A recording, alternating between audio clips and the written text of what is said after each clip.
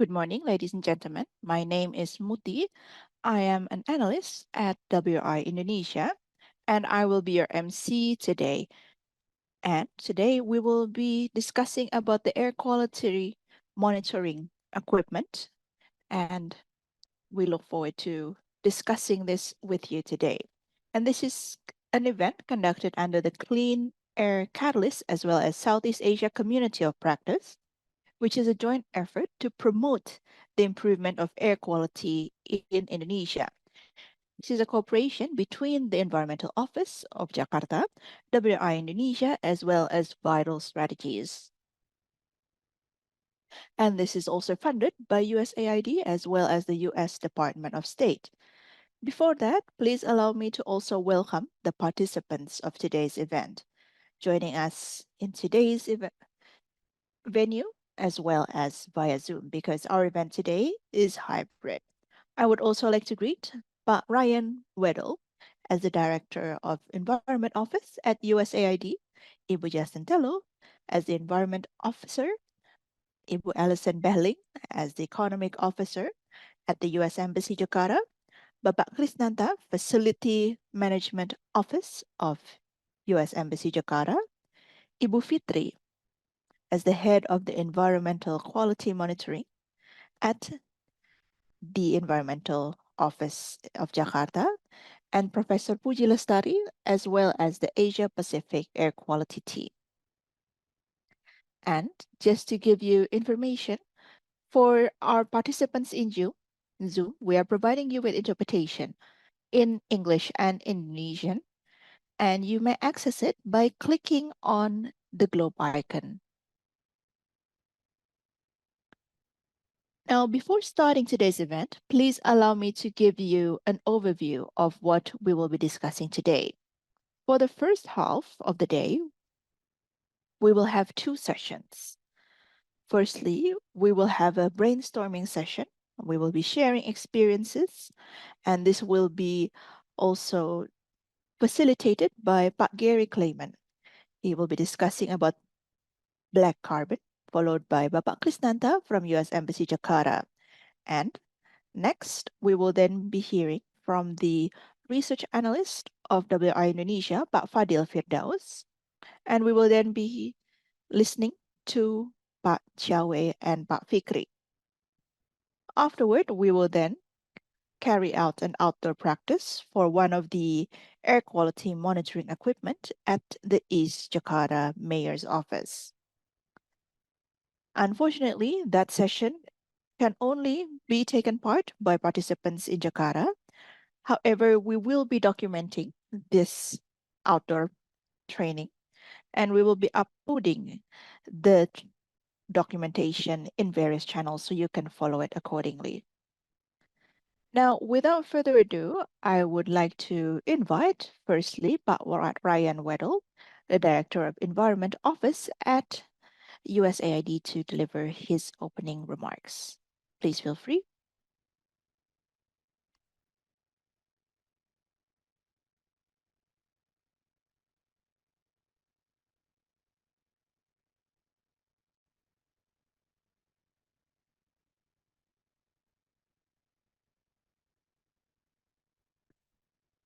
Apologies, we are not receiving audio from the venue. Interpretation will continue once we receive audio.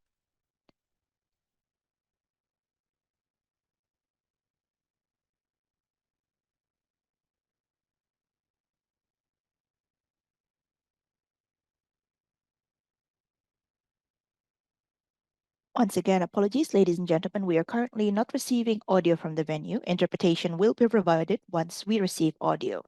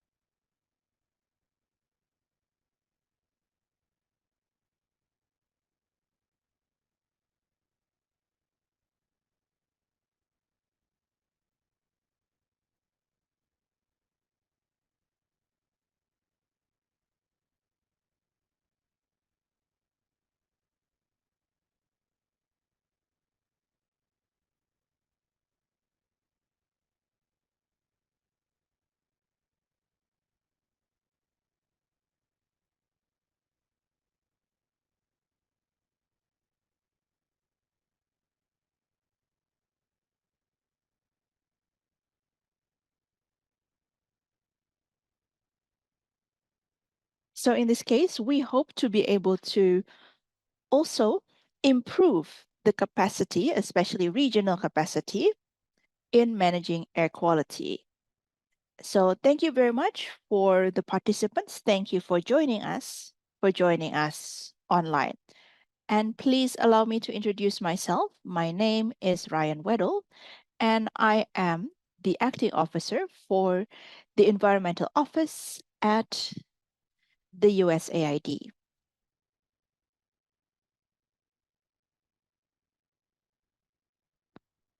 So USAID is the main development agency under the US government, and I am working at the US Embassy in Jakarta.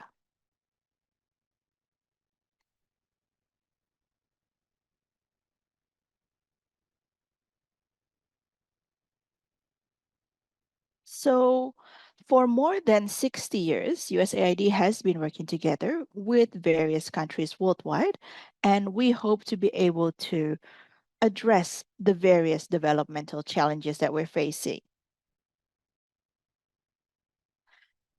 And recently, as we know, air quality has been the main priority for USAID. And that's also the case for us here in Jakarta. So, in this case, this is one of the most significant issues for us, and there are grave development and economic consequences. The data also shows that in 2022, air pollution relates to more than 8 million early deaths worldwide. And in terms of economic loss, the global health costs in 2019 has reached $8.1 trillion, or equivalent to 6.1% of the gross domestic product worldwide. And one of the most recent studies conducted by Vital Strategies, which is also one of us partners, also mentioned that in total, the annual costs to address the health consequences and impacts of air quality for Jakarta has reached approximately 3 billion US dollars. And this is equivalent to 2.2% of the regional GDP. As a result, a science-based air quality policy that is well targeted will be crucial, and this will require our joint attention. And as such, we are also very proud to be able to work together with the Environmental Office in Jakarta so that we can also identify the root causes and to also work together with the regional government and also the community so that we can determine what the concrete actions can be taken so that we can have cleaner air. And this program is funded by USAID and is implemented by World Resources Institute with the consortium consisting of partner organizations. So in this case, the main objective for Clean Air Catalyst is to be able to identify the sources of air pollution that have a significant impact on our health. And in this case, we're also trying to find the right solution and to reduce the negative impacts of pollution for our health and also the environment.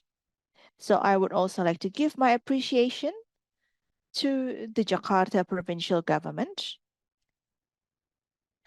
And thank you very much for your hard work in monitoring the air quality. It has been very comprehensive. So in this case, we will also be discussing about the reference grade monitoring stations because this is crucial to also protect the health of Jakarta people, and this shows a strong commitment as well. And in this case, we also would like to emphasize that our collaboration and support to the DLHO Environmental Office still remains. And this partnership has also allowed us to expand our strategy by installing 7 additional instruments in various locations in Jakarta.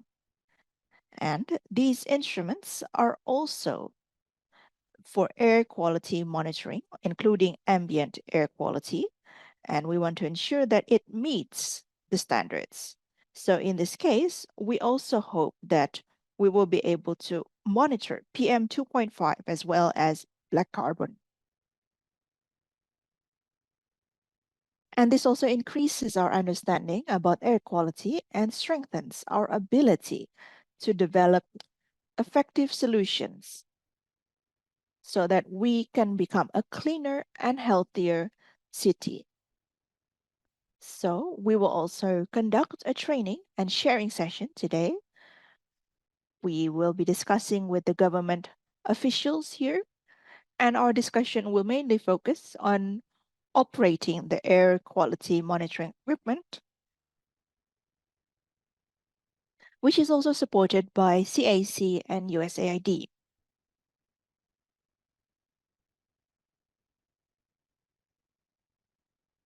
The capacity building sessions for DLH or the Environmental Office will also allow us to operationalize the air monitoring quality. And as such, we will also collect and analyze data so that we can operate and also maintain it accordingly. So, once again, I truly appreciate your interest for our workshop today. So, I hope that this will help you so that Indonesia and specifically Jakarta can have healthier air. Thank you very much and have a good discussion.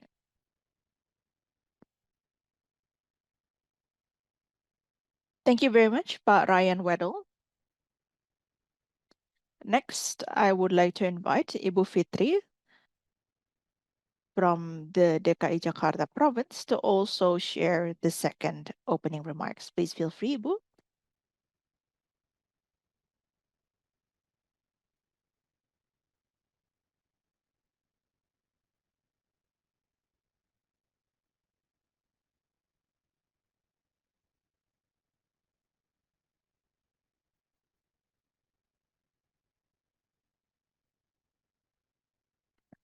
Thank you very much.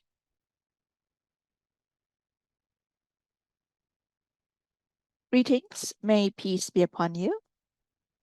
Good morning and shalom. Good morning as well, Pak Ryan and Ibu Jasmine from USAID, as well as Ibu Alison Behling. Thank you very much for your support. Thank you for giving a lot of support to the provincial government. And greetings as well to Pak Tommy from WRI Indonesia, as well as the other partners joining us here today. I see representatives from, or I am waiting for representatives from Vital Strategies to attend as well. Thank you as well to Professor Budi Lestari.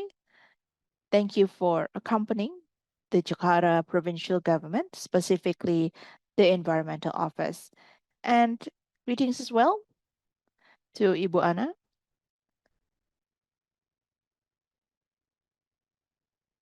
as well as colleagues here from the MOEF. Hopefully, we have representatives, as well as the relevant work units. I was asking Mas Fadil to also invite the various SKPDs or work units in this case.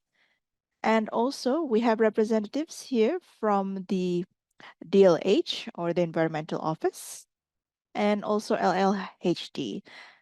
So we also have representatives here. Thank you very much. First of all, please allow me to extend apologies on behalf of the head of the Environmental Office because initially the WRI colleagues was asking for him to open this event. Unfortunately, he just got back from the new capital city or IKN, and as such, there's currently a business trip to IKN for all of the excellent officers, and they're also currently doing a preparation for the SPKU that will be launched. So we're very happy to hear that we have 9 additional SPKU in 2023, and this will also be officiated by the acting governor tomorrow in Ciracas. So we hope that this can be achieved and realized. So please allow me to deliver the opening remarks, which will also officially open our workshop today. So, ladies and gentlemen, it is with great pleasure for me to welcome you today. We will have a training today, and we hope to be able to operate and maintain the air quality monitoring equipment. At the moment, we have additional air quality monitoring equipments installed. So it's no longer just the equipment from the Jakarta provincial government, but also from our partners, in this case, including WRI. So, ladies and gentlemen, we initially only had 5 monitoring stations. Just for your information, Pak Ryan and Ibu Jasmine. So we initially only had 5 monitoring stations, and that is certainly not sufficient to measure Jakarta's air quality as a whole. So I believe you are the ones that truly understand the quality. And on the other hand, we very much require this data. Why? Well, the Regional Development Planning Agency, or BAPENA, continuously asks me, why do we need to monitor it? It's only to produce data, right? Well, ladies and gentlemen, when we are formulating a policy, when we are preparing an action plan, we will not be able to do so without any databases. How can we treat diseases without conducting an examination? This is an equivalent analogy, in my opinion. So, at the moment, and praise God for this, Professor Puji, as well as the BAPADA and the other policymakers, those at the legislative branch, now truly understand the need to have an air quality monitoring equipment, both for water as well and so on. It's important for us to understand what the conditions are so that we will be able to prepare a program and a strategy as well as an action plan so that we can then proceed with the recovery. So before the end of 2023, you might also remember that we had some major issues with air quality. Ibu Rahma and other colleagues and I were continuously requested to provide information on Jakarta's air quality. How could we report it without closely monitoring the air quality itself? So Jakarta is always ranking first in terms of the worst air quality according to IQR. Now, how do they measure it? What are the references? So, me and my colleagues are also asking ourselves, how bad is the actual condition? Now, praise God, we then had 14 additional LCSs, and WRI also provided us with 3 additional monitoring stations. So now we have way more. But, ladies and gentlemen, that certainly does not make us satisfied because we also realize that what's also just as important is for DLH to understand how to operate it and how to maintain it. So if there are any difficulties, we will be able to maintain it without having to contact Mas Fadil and the other colleagues. So we want to also understand what needs to be improved and so on. Thank you very much, WI, as well as other colleagues, for facilitating our event here today. So this is a hybrid event. It's not only conducted in the hotel, and I believe there will also be a field visit this afternoon so that we can see for ourselves on how this equipment can be operated and how we can ensure the maintenance of it. So, ladies and gentlemen, once again, thank you very much for attending. Thank you very much for your contribution. Thank you, Pak Tommy, Mas Fadil, as well as other colleagues from WRI, Ryan, Jasmine, Allison. Thank you very much. And I apologize for any shortcomings. So, with God's blessings, I would like to officially open our event today, and hopefully it will run smoothly.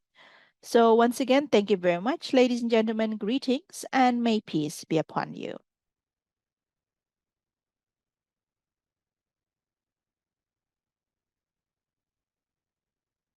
Thank you very much, Ibu Fitri, for also officially opening our event today. Next, we will hear one more opening remark. So, Pak Satya Utama or Pak Tommy from WRI Indonesia is the program manager for air quality. And please feel free, Pak Tommy.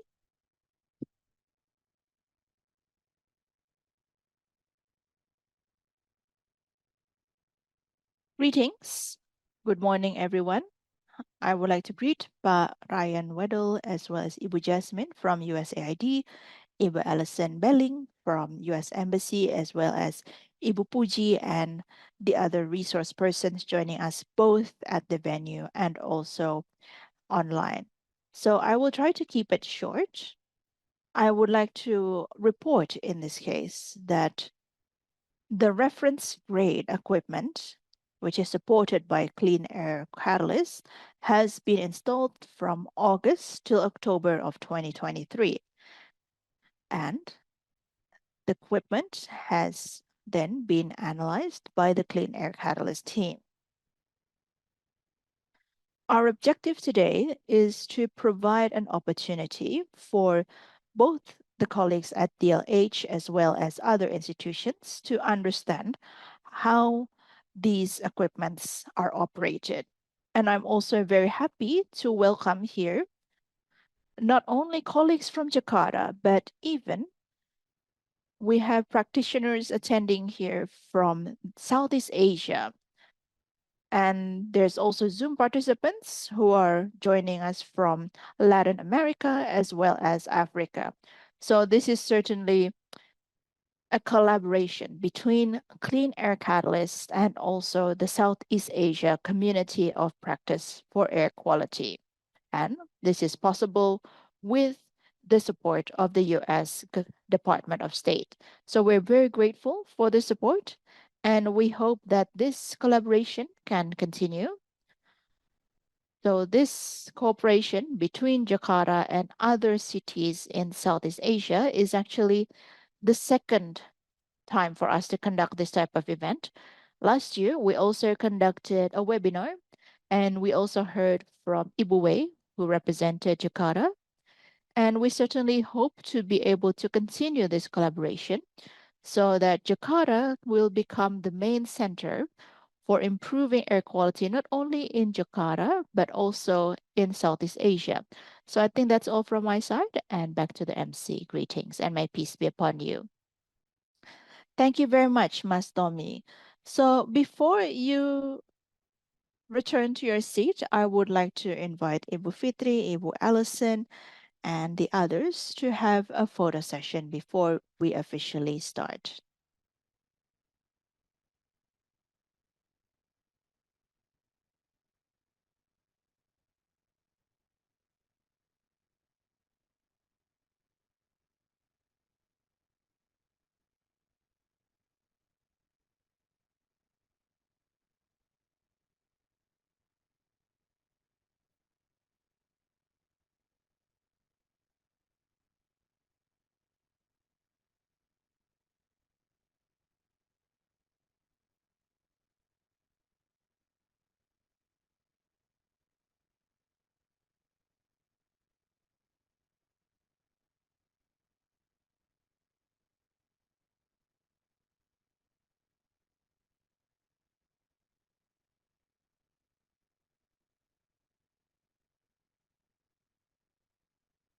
Thank you very much, ladies and gentlemen. Okay, now we will truly start the first half of our event today. Firstly, we will do a sharing session. We will also be sharing our experiences with regards to air quality monitoring. So, for the first session, we will be hearing from Bapak Gary Kleiman as the principal of Orbis Air, who is joining us via Zoom. So, good morning, Pak Gary. And he will also be sharing about black carbon. In Jakarta, we're also planning to monitor black carbon. But in addition to that, we also need to understand what the details are with regards to black carbon. So without further ado, Pak Gary, I give you the floor. Pak Gary, the time and place is yours. Selamat pagi. Good morning. Saya bicara bahasa Indonesia sedikit. So I can speak a little bit of Indonesian. But I will speak in English. So you will need to use translation. But I am going to speak today about a report that was done. I've just popped it in the chat so you all can online can see the link to the actual report that we presented this year at COP28. And it was a report about black carbon. I will share my screen. So hopefully you are now able to see my slides.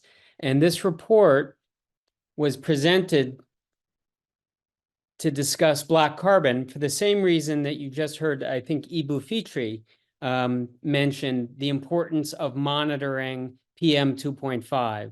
You can't manage what you can't measure. So it's very important that you monitor PM2.5. You're going to learn more about that later today. It's equally important that you measure black carbon. And the question is why? So this report was intended to demonstrate the importance of measuring black carbon, give policy context for why we're making measurements of black carbon as opposed to just PM2.5. And the subtitle here, I think, gives you a very clear indication of why black carbon is so important. Avoiding climate tipping points. Black carbon acts very quickly. It's a short-lived climate pollutant.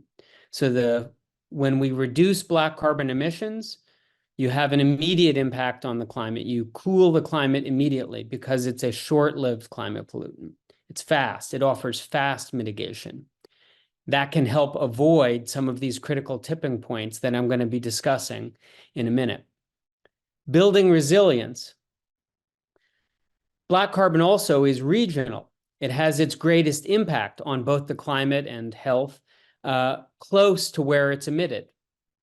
And so by reducing black carbon, you enjoy the benefits regionally, very close to where the emission sources are taking place right now. And that enables you to build resilience. It's an adaptation strategy. If you can reduce emissions of black carbon, you can reduce the impacts of the climate change that black carbon is causing. And then the last point is delivering clean air. As most of you are already aware, as air quality specialists, black carbon is a component of PM2.5, which has very serious health consequences. So when you reduce black carbon, you also provide health benefits. You deliver health benefits. And the main reason that this report was undertaken, I don't know if you can see my cursor, Clean Air Fund is the one who funded this work. And the main reason that they funded us to undertake this report and develop this policy brief is because solutions exist for reducing black carbon. I'll talk about a few of the solutions for reducing black carbon today. They may not be applicable in all cases in the Southeast Asian countries that you represent, but many of them are. And the reason that it's important to recognize these solutions exist and that action can be taken is that over the last 10 years, since we've learned about the importance of short-lived climate pollution, people have started to take action on carbon dioxide. There's been a lot of action, a lot of progress on reducing methane, but we have seen that not as much action has taken place with respect to the reductions of black carbon, and that has important implications. So there's been a gap, and we need to work quickly to address the black carbon gap and reduce their emissions. So let's dive in here. Hopefully you can see this clearly without black carbon at a glance. Again, some of the impacts that black carbon is having on regional climate.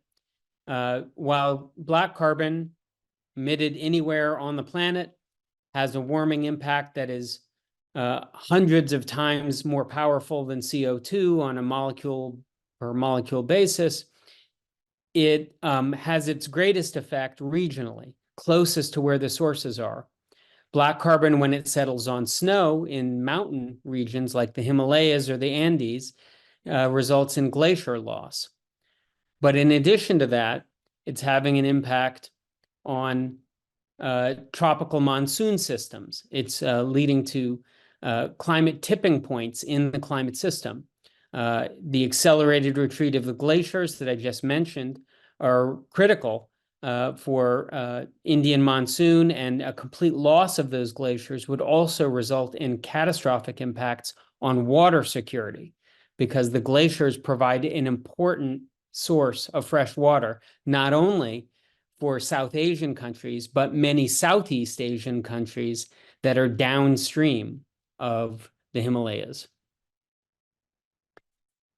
Black carbon also, as I mentioned, has health impacts as part of PM2.5, and the majority of the PM2.5 is being emitted and contributing to health impacts in low and middle income countries.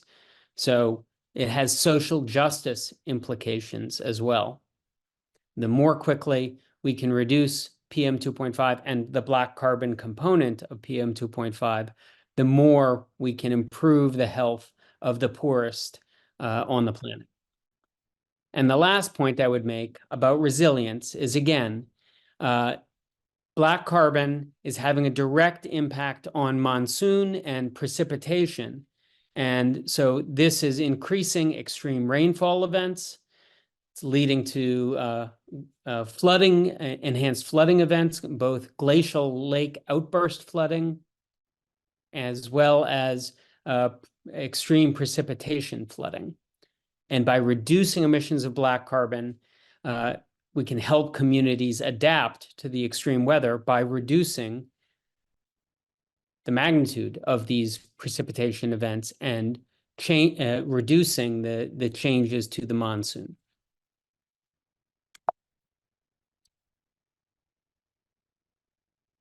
So what are the impacts that black carbon is having? As I mentioned, the black carbon impacts tend to be more regional because it only lasts in the atmosphere for days to weeks. The black carbon impacts happen close to where emissions occur. In the Arctic, I don't know if you can see my cursor, but in the Arctic, there's a lot of black carbon emissions from gas flaring in North America and in Russia. And that black carbon that's emitted in the Arctic settles in the Arctic and leads to melting of snow and ice. The Arctic region is warming 4 times faster than the rest of the planet. But in Africa, where you have cook stove emissions and kerosene wick lamps, other diesel sources of black carbon, those emissions are contributing to changes in the West African monsoon. Similarly, in South Asia, cook stoves, diesel engines, and wildfires are resulting in glacier loss in the Himalayas. And that has impacts also in terms of precipitation changes. It's affecting the Asian monsoon, leading to flooding, extreme flooding in China, in India, Pakistan, and affecting downstream freshwater transport to Southeast Asia, in the Mekong River, Indus River, other river systems. The same is true in the Andes in Latin America. glaciers are melting, and black carbon is a big part of that. As I mentioned in the introduction, solutions exist. There are things that we can do to address black carbon. I'm going to present 4 case studies. Not all of these are applicable in Southeast Asia. This is a case study from Africa, where solar lighting, solar home systems are being used to replace kerosene wick lanterns. There are not very many kerosene wick lanterns in use in Southeast Asia, but these solar home systems now are getting powerful enough with batteries that they can be used as a solar home with battery to supply power for a induction cook stove. So other applications of solar home systems can be used to displace other sources of black carbon in Southeast Asia. The second case study looks at using solar energy again to displace diesel engines in the Arctic. But again, in Southeast Asia, diesel engines are being used routinely for backup power when the grid goes out. So displacement of diesel generators with solar systems or solar battery systems, battery energy storage systems would be very valuable for reducing black carbon emissions from the use of diesel backup generators. Also, diesel generators are used in Southeast Asia for agricultural applications, irrigation pumps and so forth in the fields. And anything we can do to reduce emissions of diesel engines will be reducing black carbon emissions. Third case study that we looked at was related to brick kilns. Brick kilns are much more common in South Asia, but industrial emissions and where bricks are made or ceramics are made in Indonesia, using clean technologies, more efficient technologies to reduce black carbon emissions will be, again, valuable. And the last case study we looked at is wildfire management. Wildfires or agricultural burning is very common in Southeast Asia. And there are fire management projects that have been able to reduce fires by 80%, and that reduces black carbon by thousands of tons each year. So I'll wrap up now by sharing with you some of the recommendations that came from this report. Again, while not all of the case studies that I shared in this report are applicable in Southeast Asia, there are many other actions that you can take to reduce black carbon. And again, you start by managing what you can measure. So with the black carbon measurements that you're undertaking today and moving forward, the hope is that you can begin to manage those emissions through your nationally determined contributions.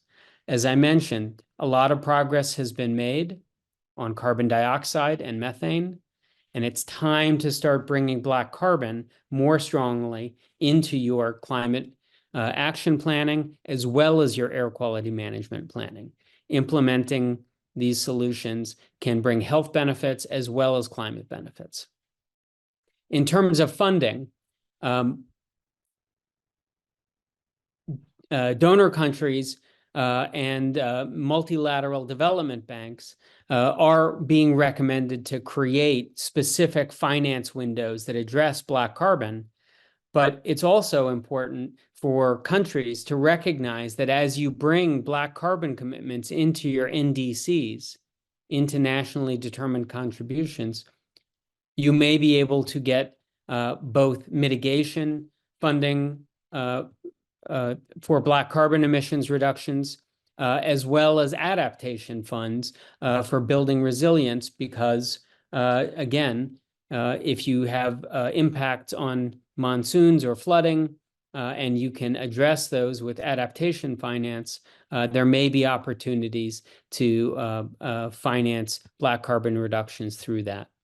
And then the last point really is less for this audience, but there is a research agenda to continue to understand more about the sources of black carbon and through their emissions inventories, as well as modeling, better understand how to reduce black carbon more quickly.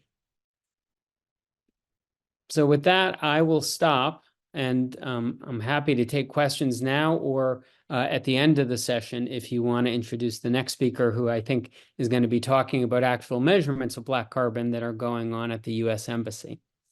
So thank you very much.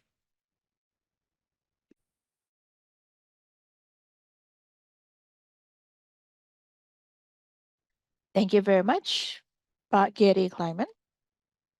So for those of you who perhaps already have some questions in mind, I would like to firstly ask you to hold on to your questions.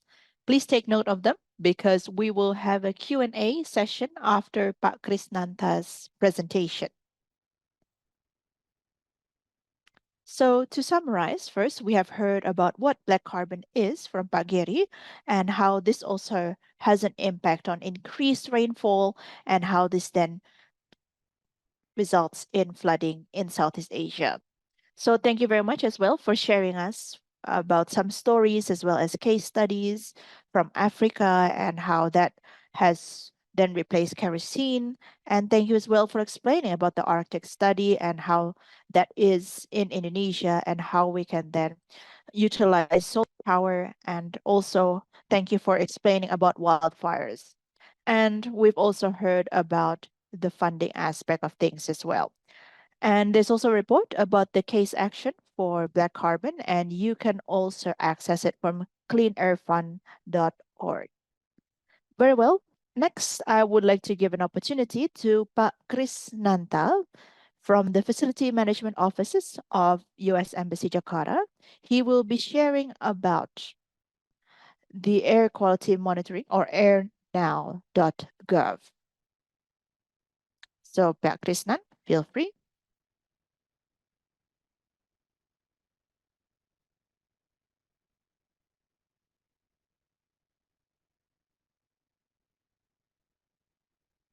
And for our Zoom colleagues, if you have questions, please also feel free to use the comments section in Zoom, and we will be collecting questions from our Zoom participants as well after Pak Krisnan's presentation.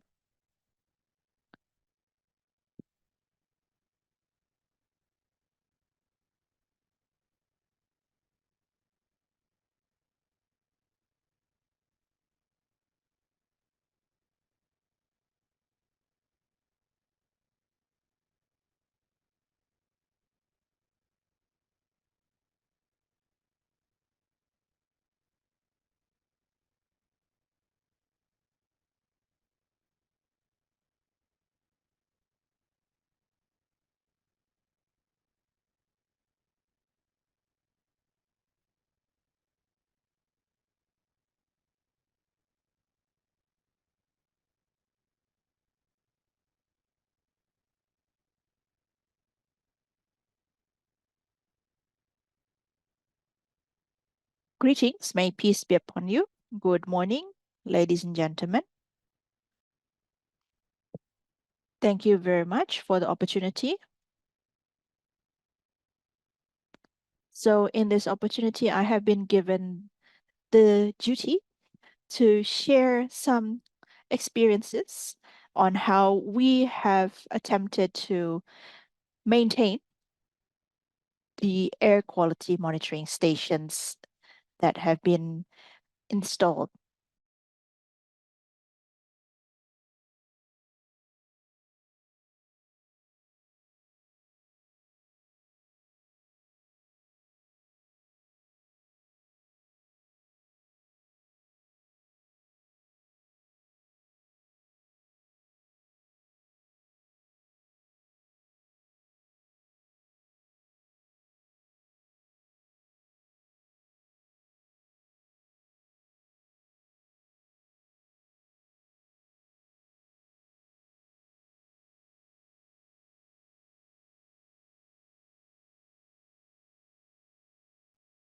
My apologies.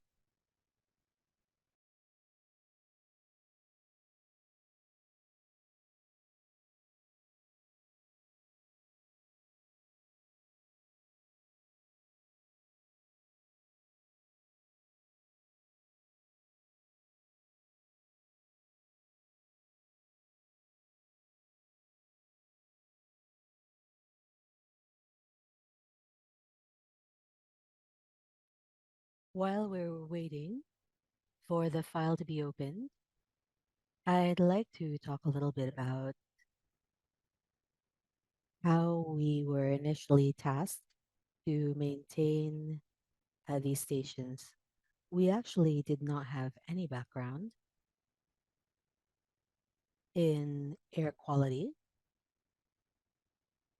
Our section, on a daily basis, we were responsible for building maintenance and maintaining basic equipment. Suddenly, we were tasked with maintaining this equipment, and we were quite nervous. Suddenly, we were assigned this responsibility of maintaining some very expensive equipment. And in terms of science, scientifically, this was very different from our daily tasks. At that time,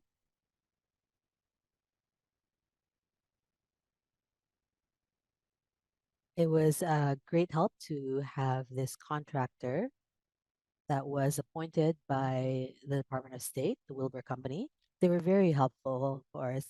They helped us in conducting this maintenance and in learning about these technical matters related to the maintenance of these machines.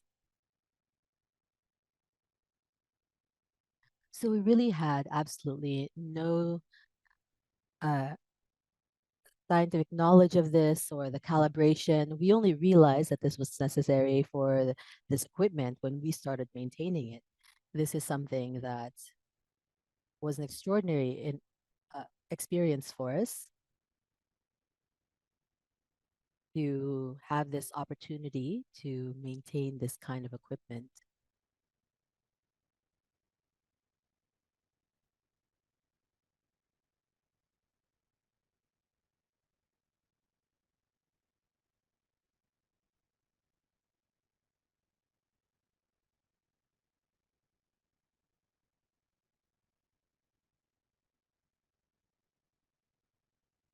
Time we formed a team comprising the facilities, specifically technicians who were in the field of electricity, appliances, and they continued helping us as we continued in our task. This is simply a kind of introduction.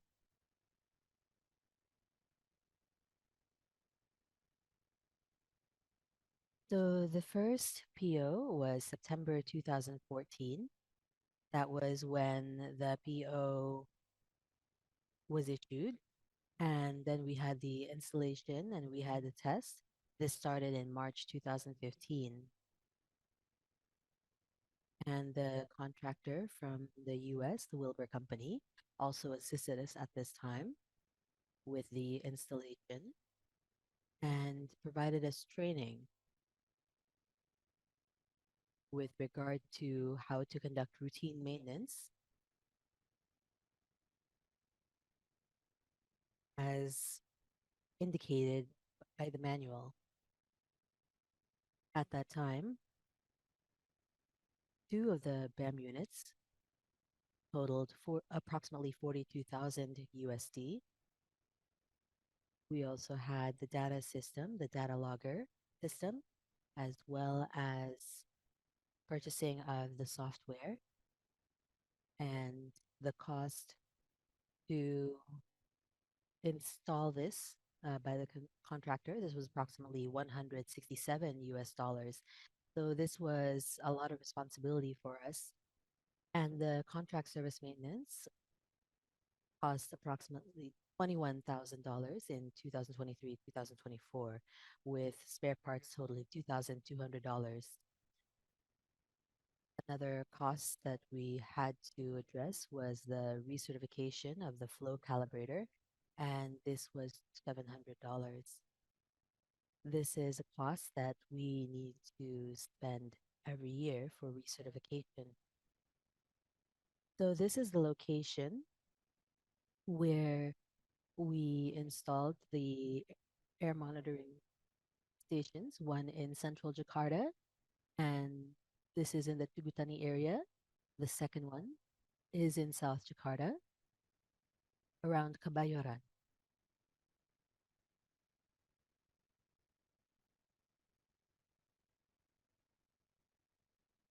In accordance to the manual that has been revised, I think this is at the V revision at this time.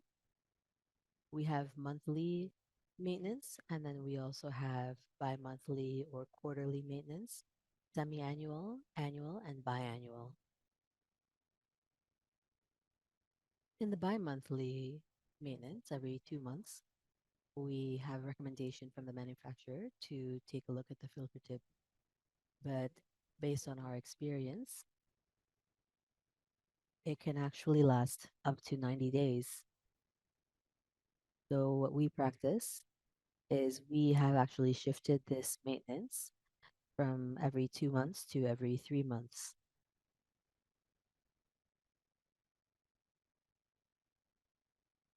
So this is the matrix of the maintenance schedule where we have the accumulation of the maintenance. The manual provides what is required on a monthly basis, quarterly, and semi-annually. And based on our experience, the quarterly maintenance is actually a kind of accumulation, or it's basically the same things as we do monthly, along with some extra items. The same applies for semi-annual and annual. So it is quite a lot that we are doing every year.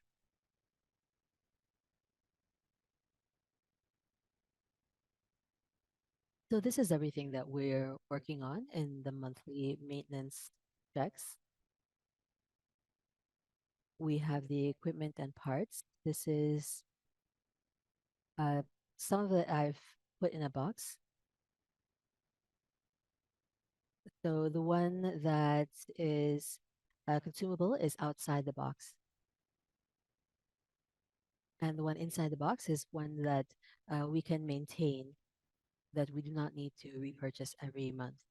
So here, what we are taking a look at is that we need to take a look at the nozzle and vane cleaning, the leak check, as well as audit the flow system. The flow is very important because for the filtering of the PM 2.5, we use a cyclone, and so we need to have the right filtering system. This is very important.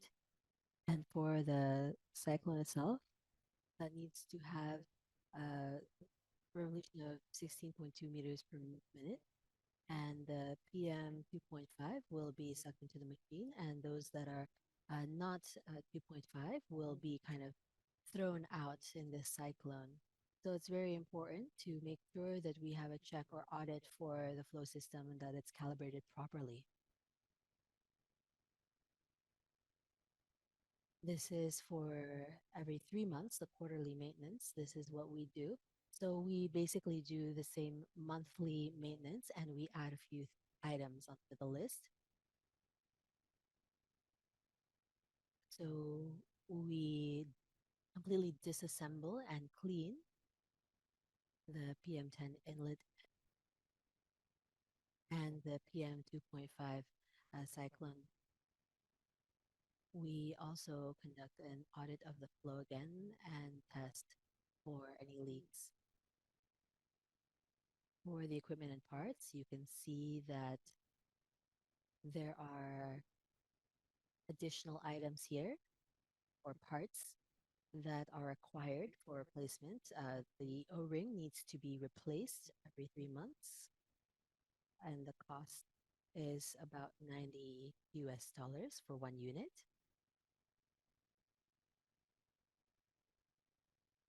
So this is an example of our disassembly of the BAM, of the PM10 and PM2.5 inlet cyclone. And we conduct an audit using the calibrator from Delta Cal.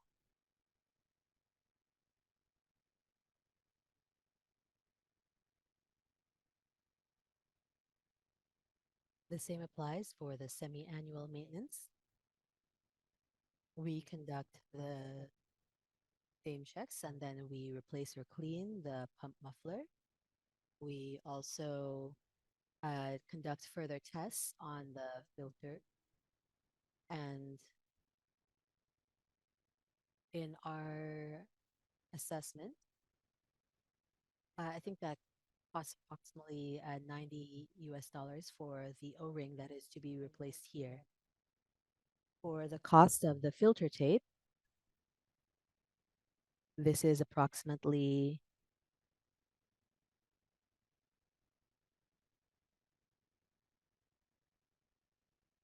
$90 as well for the filter tape.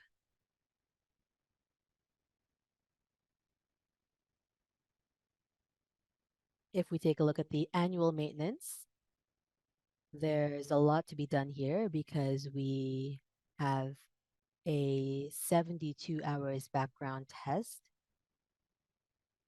So, of course, this means that over a period of 3 days, there will be no data obtained from the equipment. We conduct this background for approximately 72 hours to ensure that we can manage any quote unquote noise that may occur. So we were successful in doing this in the 72 hours. So when we conducted this based on the calculation sheet, based on the manufacturer, this was insufficient. So sometimes we conduct this for a week so that we can obtain good data and we can incorporate this into our calculation. We talk about this noise as artifact when we're talking about traditional. This is something that occurs in electricity as well due to poor grounding.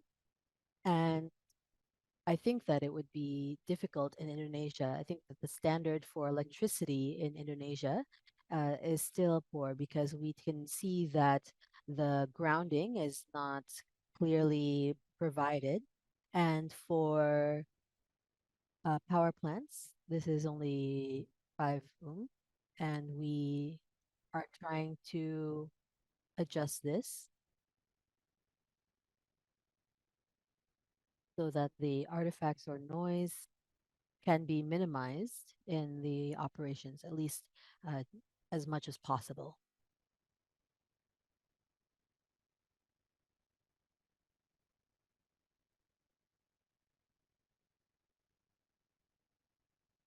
For biannual maintenance, we need to kind of rebuild the vacuum pump. We need to do this, and we just did it last year in October, if I'm not mistaken. And you can see that from the measurement of the filter tip. If there is a tear on the side, then when this nozzle goes down to the filter tip, the pump, even though, actually, if we're taking a look at the measurement, it's not deviating from the standard, but it does influence the results. of the concentration at the filter tape. So last year we replaced the nozzle O-ring, and this was apparent from the filter tape. I don't have an example of the pictures of what I'm talking about with respect to the filter tape, but we need to have a replacement of that. So this is what I was talking about earlier for the 72 hours background test.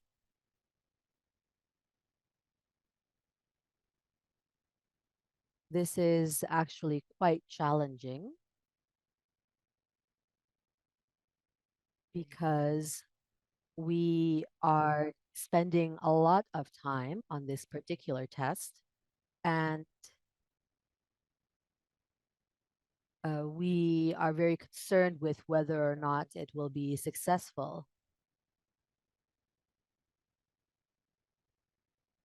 So this is an example of the calculations for the 72-hour background test.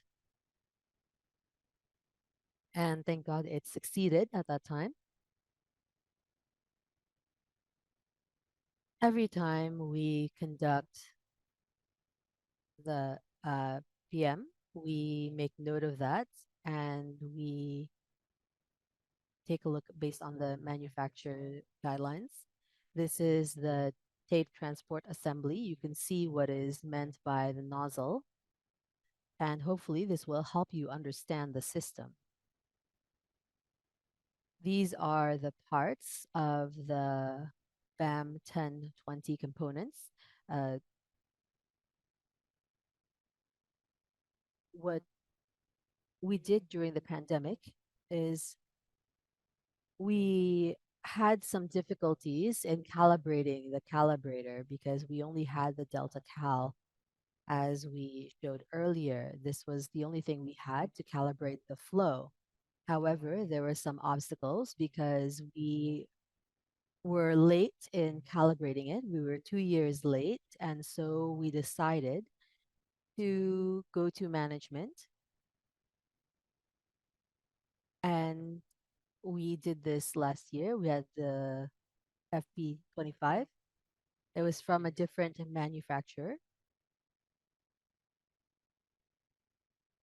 And based on our experience, this kind of impediment during the impediment from Delta Cal had to do with the resending of the equipment to the manufacturer because it required a lengthy amount of time. So we attempted to seek out a different manufacturer, and we found Alicat FP2.5.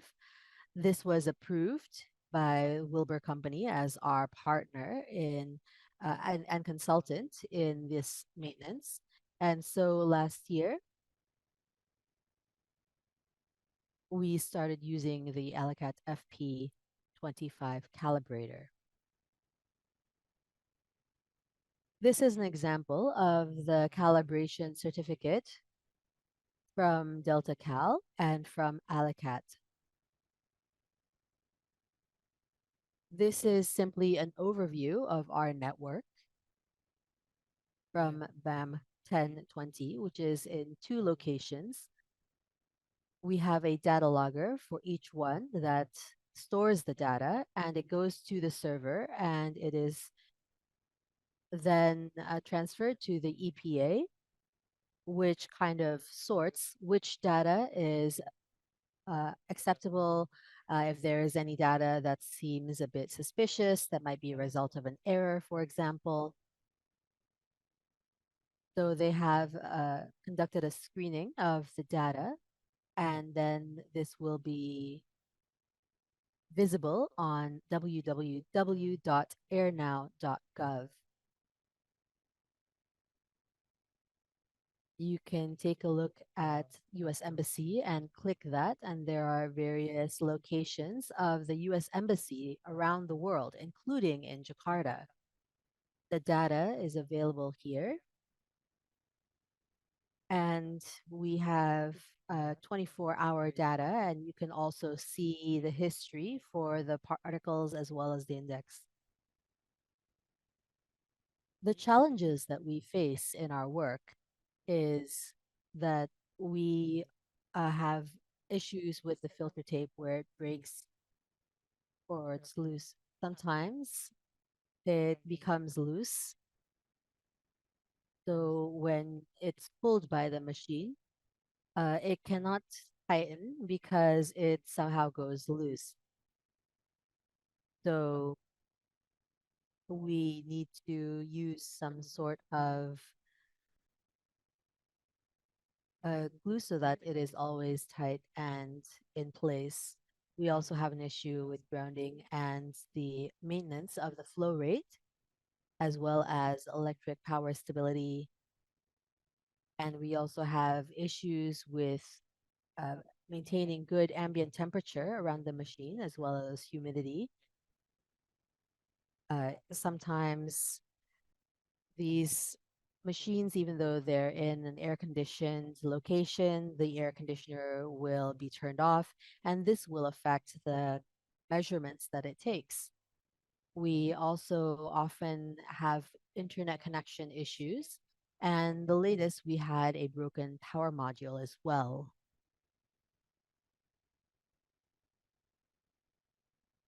This is the troubleshooting that we've conducted. We initially were not aware that the power module was broken. However, through our investigation of the situation, we can see on the right, in the back, what we see the little round things. There are two power modules there that we changed, that we replaced. So we have also developed the system. We have an ozone monitor as well, and this is located in Tugutani in central Jakarta. We have 3 systems to generate a calculation of air quality, whether it's pure or not. And in the middle, we have calibration, and the T400 is to measure it. And this is by comparing the pure air from the ozone generator with the air that is obtained from the surrounding.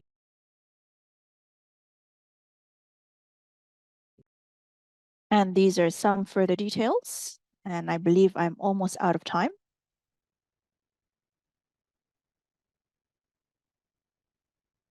So these are some of the measures that we implemented. And basically for this ozone equipment, it started operating in last year, I think in December. So we also replaced the filters, and we also threw away the discharge, and we also did some adjustments as well for the pressure of the ozone generator. And we also then did some adjustments for the infrared bulb as well. So I am out of time, unfortunately, and without further ado, I would like to give back the floor to the MC. Thank you very much for your attention, ladies and gentlemen.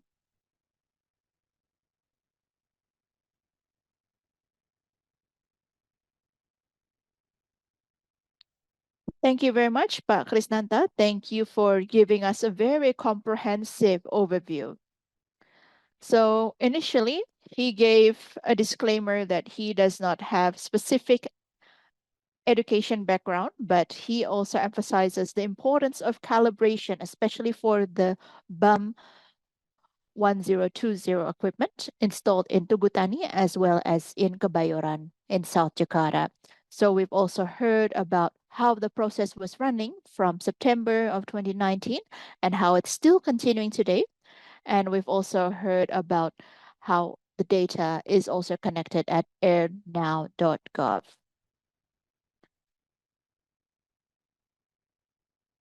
And we've also heard how there are monthly, quarterly, as well as annual maintenance required, and the various challenges encountered, for example, electricity stability, internet connection, as well as the ambient temperature, the negative values, and flow maintenance. And he also briefly touched upon the ozone monitoring equipment that has been installed in last September. So thank you very much for sharing that with us, sir. And now, without further ado, I would like to give an opportunity for the audience here to pose their questions. So you can ask questions to either Pak Gary and Pak Chris. And I think we have one participant already raising their hand in Zoom. So Pak Hairil Lingga, you will have the first turn. And afterwards, we will take turns with the participants joining us offline here. Pak Hairil, please feel free. Thank you. Good morning, ladies and gentlemen. Thank you for the opportunity. I would like to ask a question to Pak Gary and Pak Chris. My name is Rilinga Binangkit. So we are the environment monitoring vendor, basically, for PT Alpha Pegasus. I would like to ask a question to Pak Gary. Pak Gary, you're still on the line, right? I Yes, he am. is still on the line.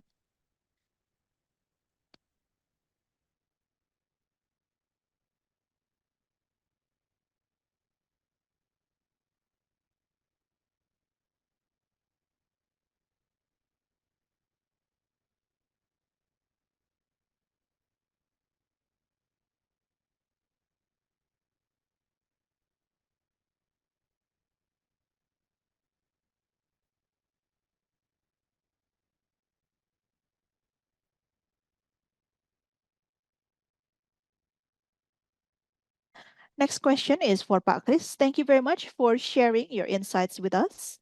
So we have just installed the IQMS equipment in one of the power plants in Java. I would like to ask a question about, so you mentioned that you did the flow calibration, and you mentioned that you had a calibration kit. Do you know whether there are any laboratoriums here that have been certified to be able to conduct flow calibration? Because we do not have a flow calibration calibrator ourselves. And since 2014 to date, you mentioned that you're using beta source for the BUM. So do you do a checking on whether the radiation has reduced and so on? That's all. Thank you. Thank you very much for your question, Pak Hairil. Well noted. And I would like to give the opportunity for Pak Gary to firstly answer the question about the correlation between black carbon and UV radiation. And afterwards, Pak Chris, feel free to answer the other questions. Feel free, Pak Gary. Yeah, thanks very much. I don't know specifically about UV radiation.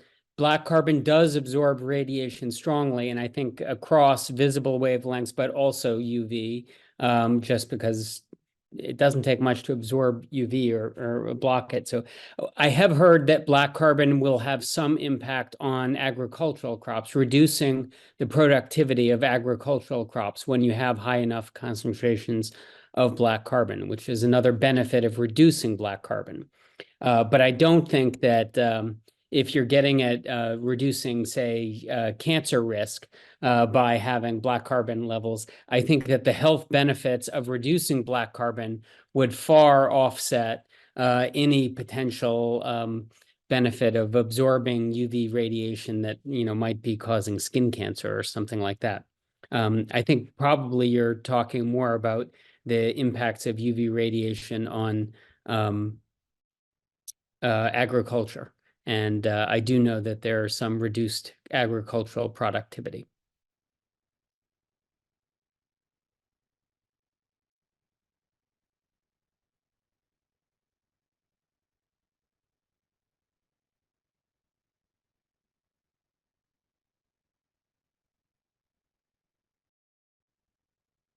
Thank you very much, Pak Gary, for your response. And next for Pak Chris, please feel free to respond. Thank you. So to address the first question, which is about calibration and the certification of the flow calibrator, well, to be honest, I don't fully understand whether we have that locally. I think it boils down to which manufacturer we are using for this particular calibration.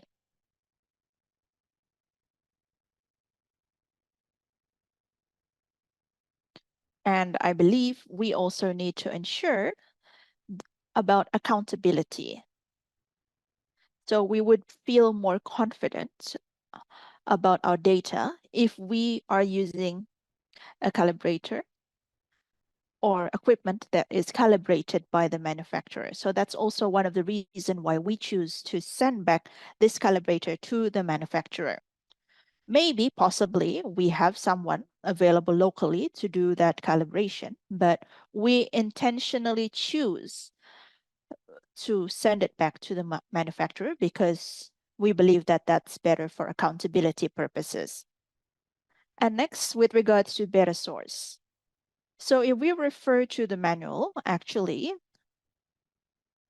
the beta quality can be checked, and this can be done on an annual basis. So we are conducting that. There are specific calculations for this, and the equipment itself will also be doing this calculation automatically. So as long as the value is within the range, there will not be any issues with the beta quality. Hopefully this clarifies. Thank you very much, Pak Chris, for that clarification. So, ladies and gentlemen, hopefully the response from Pak Gary and Pak Chris has sufficiently answered the question. And I would also like to invite the other colleagues joining us here. If you have any questions or if you would like to share anything with us, please feel free.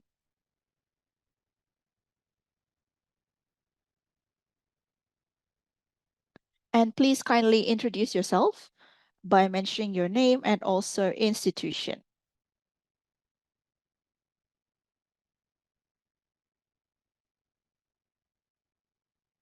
Greetings, may peace be upon you. I would like to ask a question to Pak Chris. So I have been a user of Airnow for quite a while now. Oh, forgot to introduce myself. My name is Nani from BRIN, the National Research Agency for Indonesia, and I am specifically focusing on air quality related research. So we have been using the Airnow data for quite a while, and we also use data from MOEF as well as the Environment Office. My question today is about the evaluation results of this data, especially for the period of 2016 to date. So do you see that there is like a sudden surge of certain components that might not be in line with the conditions in Jakarta? Because I found that that was the case in several Airnow data, but it seems to be valid. So my question is, do you have like an annual evaluation that you are doing to ensure that the data is not only valid or invalid, but also how closely it reflects the actual conditions in the field? Thank you very much, Manani from BRIN, for your question. Pak Chris, without further ado, please feel free to respond. Thank you very much for the question, Ibu Nani. So from our side, we do not have the capacity or authority to conduct an evaluation, unfortunately. But maybe over time, we might be able to do so. And I believe EPA is doing such thing. And their approach is basically, if there is no anomaly in the data, then they would consider it to be a valid data. So just to clarify, we do not have the authority for data interpretation, as you are asking. So hopefully this clarifies. Thank you. Okay, thank you very much, Pak Chris. Maybe one more question from Zoom or from our offline participants? Okay, Professor Pucci and Ibu Allison, please feel free.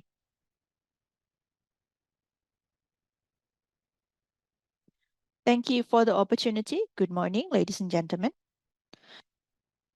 I have a question to Pak Geri. First of all, thank you, Pak Geri.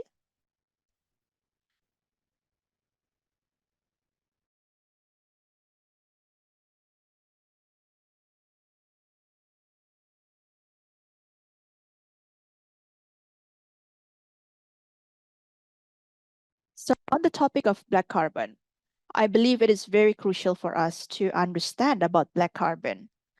And perhaps there hasn't been much monitoring specifically focusing on black carbon. Mainly it has been on PM2.5, but not on black carbon. So this is a very important sharing session for all of us, and specifically for Indonesia, because we're still lacking awareness and understanding about black carbon. So only a limited few people are aware about the importance of black carbon as well as the impacts of black carbon. So I greatly appreciate your willingness to share with us, Pak Geri. Now, I would like to ask a question about what would be the most effective control measure to reduce black carbon, both from a technical perspective as well as from an economic perspective. You shared with us a total of 3 case studies, I believe, showing the potential reduction from each. However, with regards to what can be realistically implemented in Indonesia and other developing countries, considering the various issues and problems that might be specific for our type of characteristic, what do you think would be the most suitable control measure based on the effectiveness in reducing black carbon? Thank you. That's a great question. You're going to have to do a detailed national level analysis of what are the key policy levers. And that's what we're actually doing next. Clean Air Fund has an RFP out right now. They're hiring consulting firms to look at the policy levers at the national level for countries all around the world. But what I will say is that the most effective way to reduce black carbon is to go after the most black carbon rich sources. So as an example, kerosene wick lanterns, mostly in Africa, but the wick lanterns that use kerosene, their emissions are nearly 100% black carbon. It's nearly pure black carbon, the PM2.5 emissions from wick lanterns. So anything you can do to reduce emissions of kerosene burning is very effective. Diesel emissions are another example. I know there's a lot of diesel all across Indonesia and also Philippines and Malaysia as well. Diesel engines, depending upon their age, can be a very large source of black carbon. Euro 2 diesel buses, Euro 1, Euro 2, maybe even Euro 3 are about 80% black carbon. When you get into Euro 4, Euro 5, the combustion is more efficient, and so there's less black carbon. But diesel is a really cost-effective way to remove black carbon. Then you get into things like cook stoves or wildfire burning or biomass burning, and you have a lot of black carbon emissions, but you also have a lot of organic carbon emissions, and it tends to be more like 50-50. So it's not as rich in black carbon. So you're going to have to look at each individual category to decide what the cost is of that control and what the most effective solution is. But we're beginning those kinds of analyses now to look at the national level.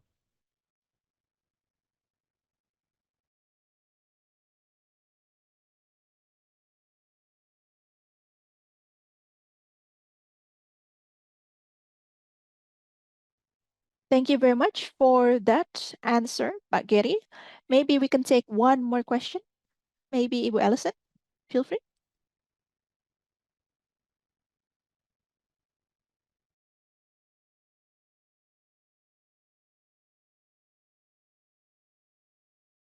Thank you very much. My name is Alison Belling. I'm from the US Embassy.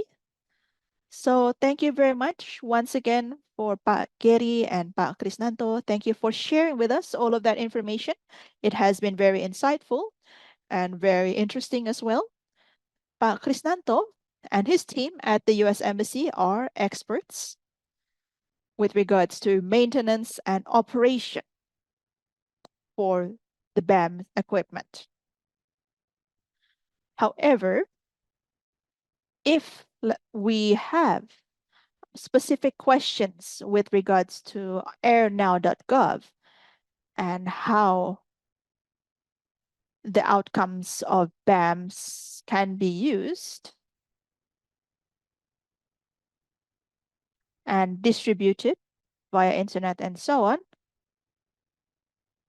please feel free to ask me or Pak Kris, as well as Ibu Ita Kuspartini and Ibu Jasmine, as well as Pak Ryan. Because with regards to how the results are used worldwide is also very interesting for us to learn about.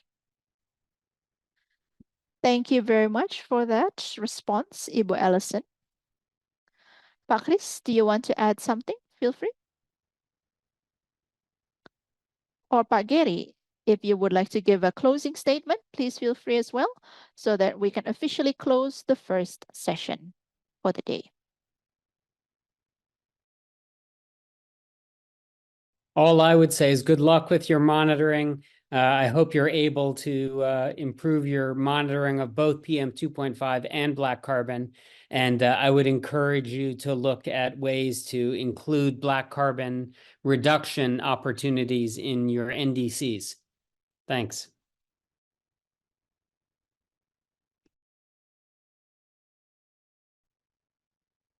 Thank you very much, Pak Gary. Thank you very much for your presentation. Thank you to Pak Kris as well. Let's give a round of applause for our two speakers this morning. Thank you very much. And I would also like to remind the participants that we have the coffee break served at the back side of the room. So please feel free to take some snacks, coffee and tea while you are listening in to the speakers of the second session. So we will be hearing from Pak Fadil Firdaus, who is a research analyst at WRI Indonesia. We will be hearing about the CAC air quality monitoring equipment. So, Mbak Muti, thank you very much, ladies and gentlemen. So, my name is Fadil. So, I would like to explain about the air quality monitoring done by Clean Air Catalyst in Jakarta before I then proceed with the details of how equipments are then operated and maintained. Next slide, Mbak Marisa. So hopefully this slide sufficiently recaps the various types of air quality monitoring equipment that we have. The first is the reference grade equipment, and the second is the low cost sensor. Within the framework of Clean Air Catalyst, or CAC, we are mainly using the reference grade equipment. And as you can see here on the slide, reference grade has higher accuracy, but it does lack measurement density due to its relatively high price. The next type is the low cost sensor, and it does require preconditions, including collocation with the reference grade equipment to improve its accuracy. However, it's much more affordable. It's also much more easy to operate as well and simpler. So there has been a shift in the paradigm of how the data for air quality is now easier for us to collect. Beforehand, reference grade was considered to be very expensive, difficult to maintain, and so on. But now it is considered to be a technology that can be easily accessible and used by the community. And I believe you are already familiar as well with the various methodologies for this. And I would also like to explain about the locations where CAC is installing such equipment, what types of equipment are installed, and what our objectives are. So you can see here in the middle, we have basically added 3 new locations for PM2.5 monitoring. This is in the West Jakarta Mayor office in Rusunawa, and we not only install the air quality monitoring equipment, but we also have meteorological stations as well. In addition to that, Clean Air Catalyst also has strengthened 4 parameters for black carbon. This is in the existing stations in Kebonjeruk, in Kelapa Gading, in Jagakarsa, as well as Lubang Buaya. And it's mainly for measurement purposes. So we're basically aiming to increase awareness on the sources of air pollution and also to identify what the vulnerable spots are. We also hope to find the correlation between air pollution and black carbon, and we have heard a comprehensive explanation from Pak Gary about that. We also hope to be able to understand the correlation between air quality and also how there are meteorological factors that also influence this. And this is both for indoors as well as outdoors. So in the East Jakarta and West Jakarta Mayor office, we have also installed stations so that we can understand how the satellite cities also influence the air quality in Jakarta. Okay, so I will try to keep my presentation short so that we have more time for the discussion. This is the type of equipment that we are installing. We have MET1 AI. There are 3 units of the MET1 sensor, and this basically measures the wind speed, humidity, and this is done on a real-time basis. And we also have a filter sampling that is also installed. This is used by Clean Air Catalyst in their research. And in principle, this is done manually, so it's not automated yet. And we also have METPUM, and this is done or used or is used for measuring PM2.5. And this is done on a real-time basis on the 3 locations. And lastly is black carbon. So in this case, we're also measuring the length of the wave, and we are basically separating between carbon that is emitted from fossil fuel as well as from biomass. Okay, I will keep my presentation short as promised. So without further ado, Mbak Muti, please feel free to explain further. Okay, so I also support Mas Fadil's initiative to keep things short. So I would like to give an opportunity to the Clean Air Quality team, Pak Chia, to explain about the training that APAC is going to deliver, as well as the operationalization and the equipment maintenance, and so on. So, Pak Fikri, please feel free.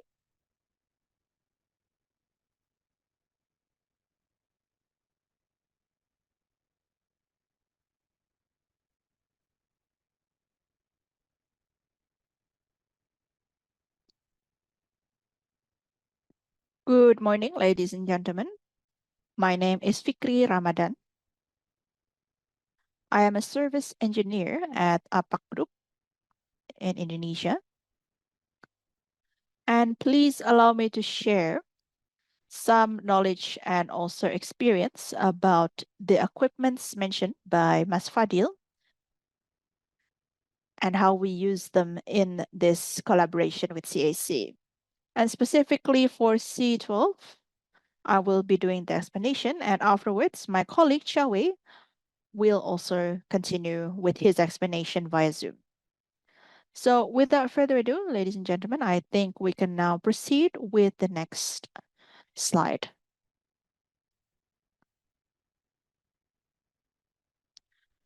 So this is the background, and in theory, we will discuss about what the advantages of C12 is, and we will also discuss about the maintenance, calibration, the troubleshooting, and also the data collection as well for C12.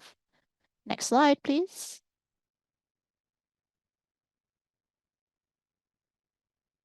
Okay, so this is the background. And as we have also heard from Ibu Puji, the monitoring of black carbon is very rarely done, although actually it's very important as it has a great environmental impact and also it has an impact for our health. So in this case, the C12 black carbon monitor was manufactured by Met1 Instrument, and it uses the principle of optical attenuation with an 880 nanometer near infrared light to measure and report the concentration of black carbon with a 1 minute time resolution.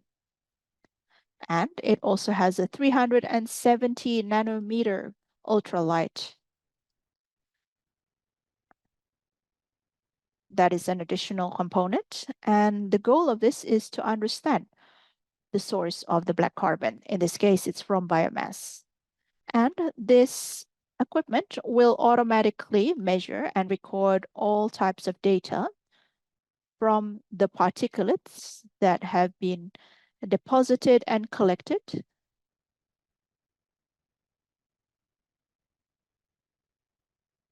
And C12 is also an equipment that can be used in an industrial scale, and it is available at a relatively more economical price compared to other black carbon equipment.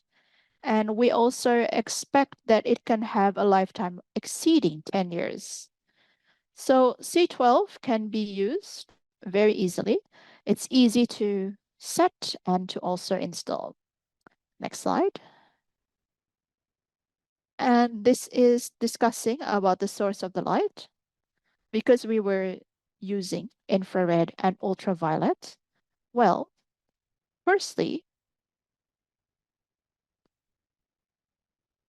it's transmitted using the 880 nanometers, and it also depends on the total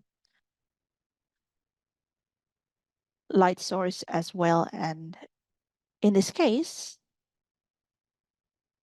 the light source is not serviceable. It's also not editable at the field. So when there are issues with the light itself, we need to return it to the manufacturer.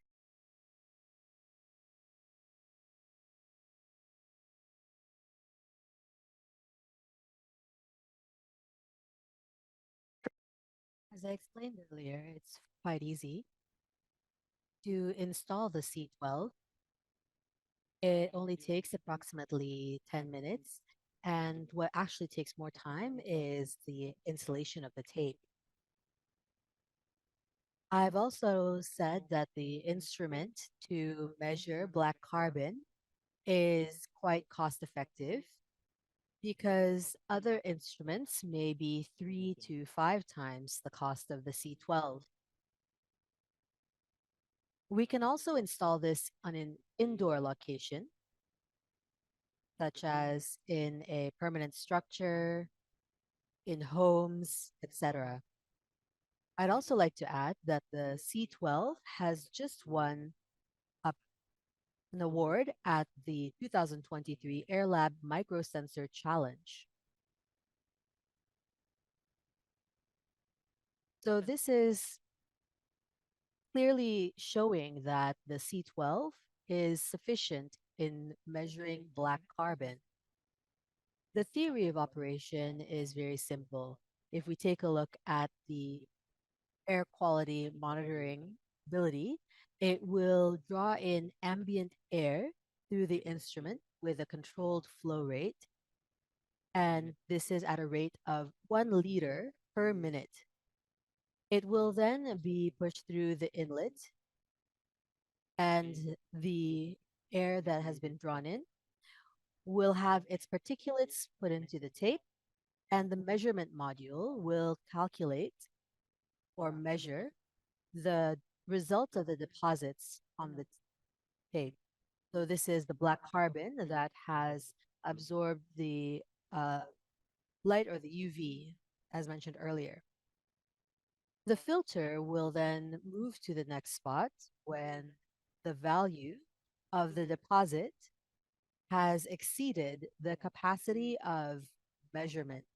In our experience, we have calculated an amount of 270,000, and then it will go to the next spot. Next. For the installation, we have standard accessories here that you can see. There is a filter, there's a TSP inlet, there's an inlet tube and a USB cable that we can connect to a laptop, as well as a span check membrane to take a look at the measurement module. For the site selection, we select the site based on the general guidelines. Hopefully, there's no uh, object around the C12 that will impede it drawing in ambient air. If it's in a building, then it should be at a higher location if it's on a building. And a lightning rod must be installed because we don't want to be hit by lightning.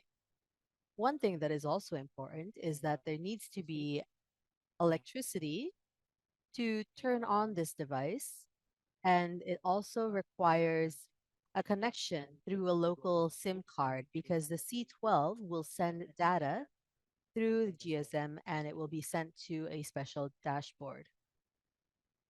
For the installation of the C12 itself, this is very easy. We simply need to assemble or install the inlet tube. We need to insert the inlet tube, and we can connect the TSP inlet to the inlet on the C12, and then we can make sure that we apply power or we connect it to electricity, and we plug in the AC power cable. For the filter tape, this may be easier than a device such as the BUM. We simply need to place the filter tape in the take up reel location, and then this will go through the measurement module and go through to the take up reel. Here we need tape to affix the tape to the reel.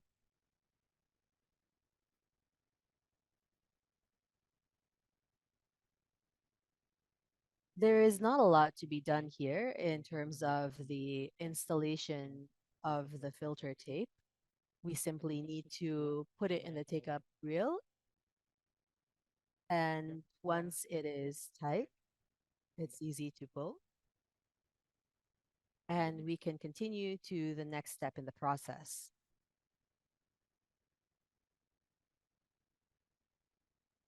In the C12, we have this for the CTRL to connect to the PC or computer. The LED itself provides information on whether or not this particular device is working or whether there's an error of some sort. So it's very easy to check this. It's also very easy to turn this on.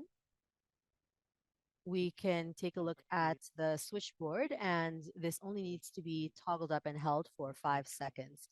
And the unit will then turn on and start working. If we would like to install the tape, we just need to hold it up for 2 seconds. And the C12 that is in operation will then go into maintenance mode.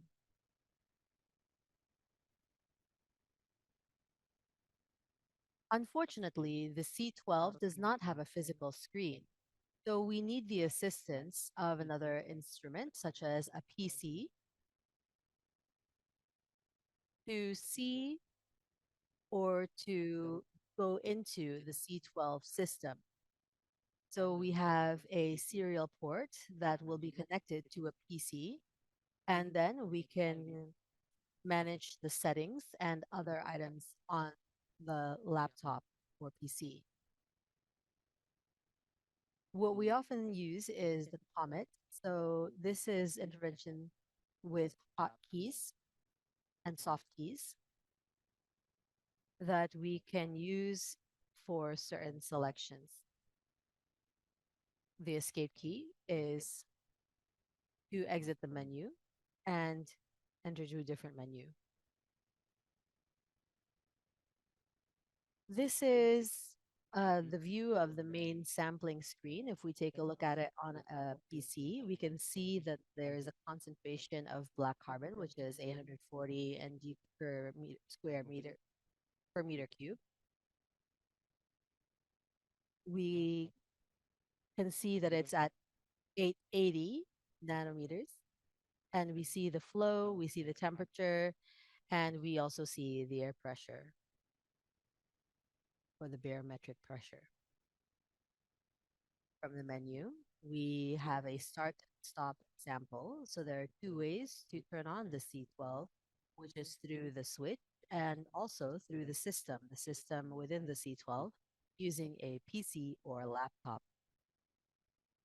We also have the load tape to install the filter tape. And we have an alarm log where we can view this for any alarm reports. In the setup menu, we have the clock, the sample, and the memory. So we can adjust the date, the time, the unit ID, and the memory can store files, and we can also delete files that are on the C12. We also have the calibrate menu to calibrate the flow and calibrate the audit of C12 in case it is not according to the standards. So the audit there is to check it, and then we have the flow calibration to make sure it's standard. We can have a whole system test through the test menu, and we can see if there are any leaks or any errors. And if there are, then we can fix the C12. For the tape test, we can see whether the tape is good or not. And for the leak check, we can see if there is an issue with the flow of the C12. In the advanced menu, we can calibrate the menu and test menu. We can test the LED set point and operation. And we can also see the model of the serial, etc., of the particular device. When the C12 is on, it will immediately switch to the port next to it, and it will start operation of black carbon measurement. When the light in the LED is green, then it will close and commence with sampling. As I explained earlier, the filter tape will then move if the particulate matter has been deposited. It will then move to the next section of tape.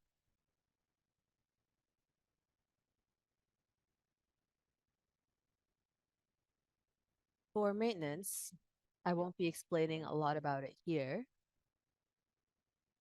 I would just like to highlight the flow audit, the span check, the leak test, and the calibration. This is done, and this includes the filter tape. But for one filter tape, this is usually checked every 3 weeks or 1 month. This is how often it is changed.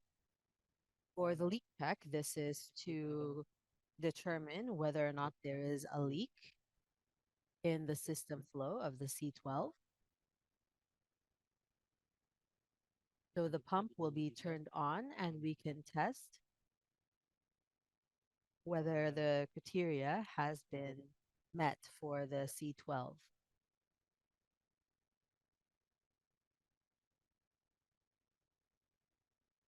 For the flow sensor calibration, we require a calibration device, which has been mentioned before.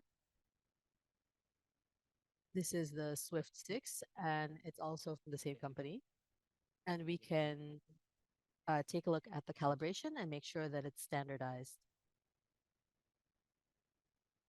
This is still in the calibration process. So we can set the point and we can read the flow. We can set the temp and we can see whether or not it follows the point and if it is according to standard or not. So the maximum is 1 liter per minute. For the optical span test, this is to check the management module, and this can be done every 3 or 4 months.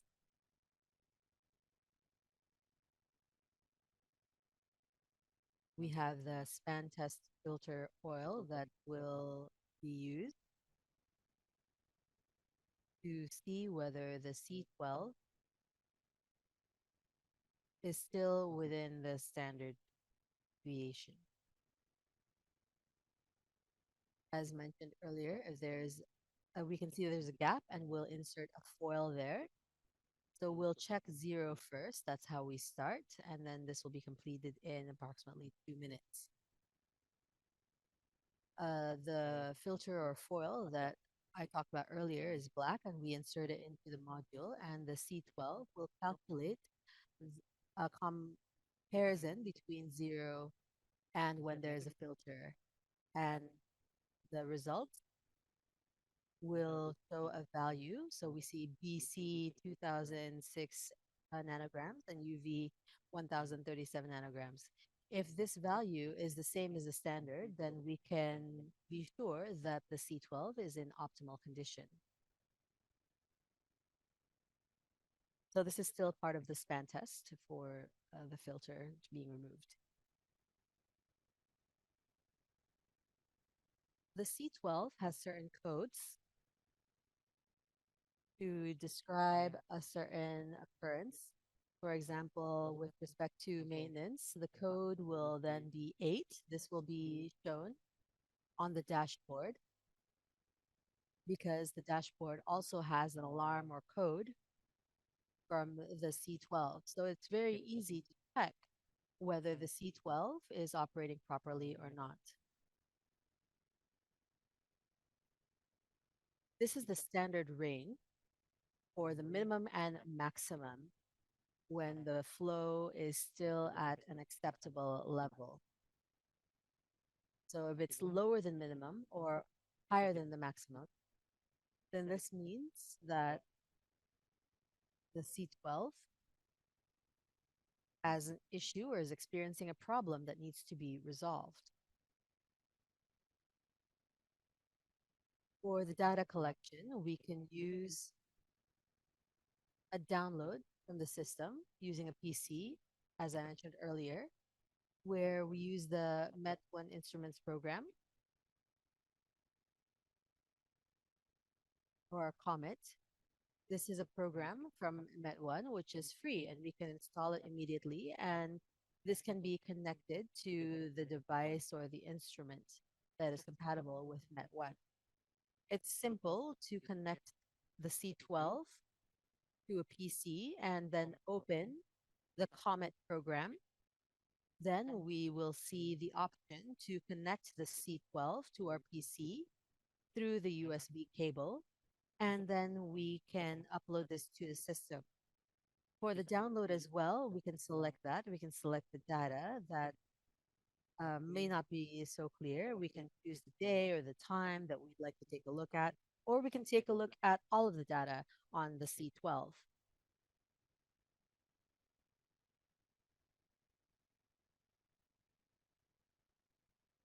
In the program itself, we have a modem using GSM,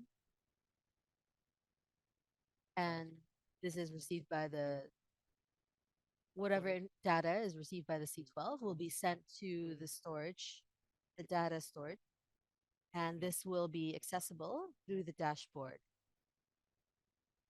so that we can have a chart and we can download the results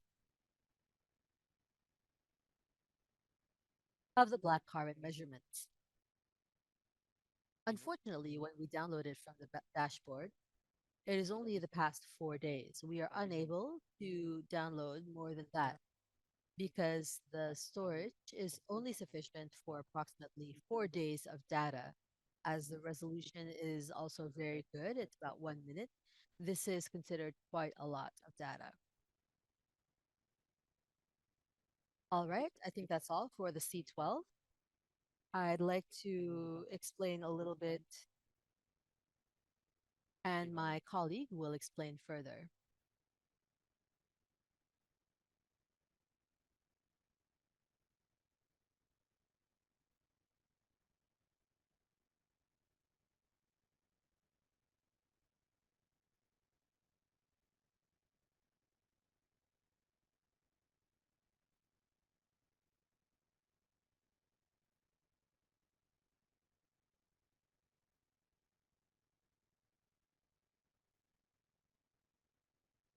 So now we'll be discussing the second item, which is the AIO2.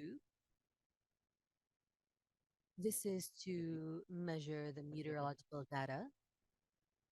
This is simply an introduction and an overview of the operation. The AIO2 is a device to measure meteorological factors, and it is quite sturdy in terms of a sensor, as there are not many things to be done. We have the wind speed, which is from the ultrasonic anemometer, as well as the wind direction. We have air temperature, relative humidity, barometric pressure, which uses the piezoresistive transducer. The AIO2 is made from MET1, and we no longer need to, it's automatic. Wherever we install this, it will immediately start providing data. There's no standard that needs to be changed or anything to correct it or calibrate it. There are some brands we need to adjust. For example, we need to face it north, we or something like that, so that they can identify the direction of the wind based on a compass.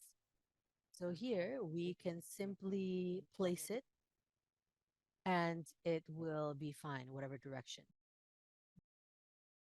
Oh, these are some of the advantages of IO. And it is also relatively easy to install. So it should be at approximately 1.2 to 2 meters in height. That's for the meteorological parameter. It can be installed on a tripod, on poles, on pipes. And we need to ensure that there is no obstacles near the IO so that the wind measurements can be accurate. It should certainly be away from trees, buildings, walls, as well as obstructions. So in this case, in order to measure the wind direction and the wind speed, we need to ensure that there are no obstacles.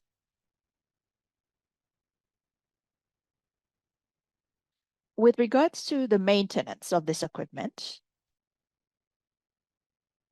we don't really do that much for IO because indeed it is designed so that it can be long lasting.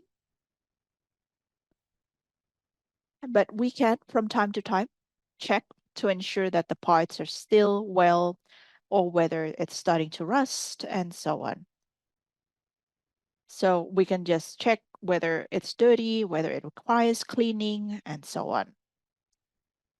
And we can clean it using some tissues, a handkerchief, and we can do the data checking as well every 6 to 12 months to also detect whether there is any failure of the electronic components.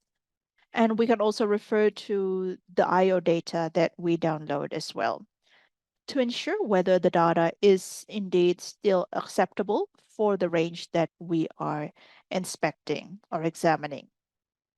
And in order to also understand the wind direction and the wind speed, we can also use the C12. We can store it in a container.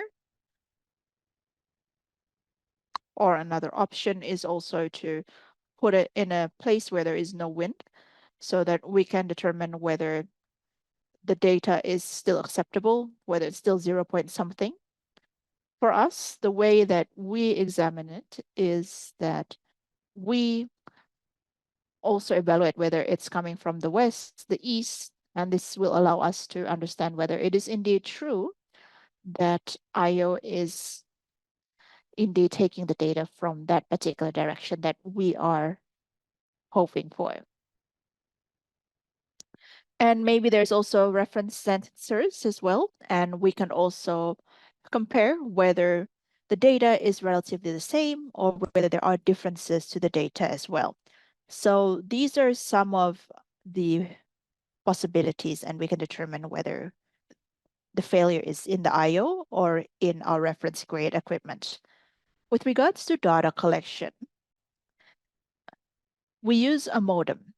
So we're connecting the IO with the modem, and the modem uses GSM connectivity.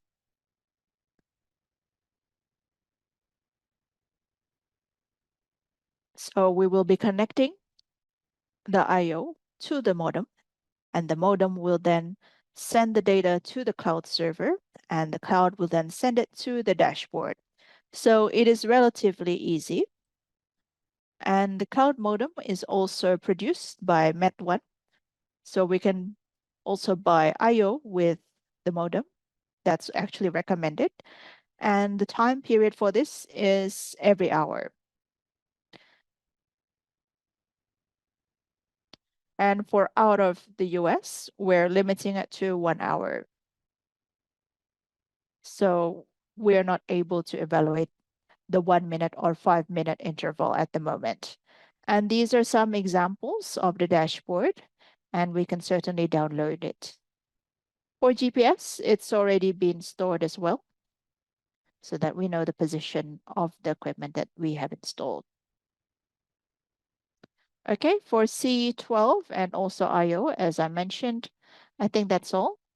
And next for BUM,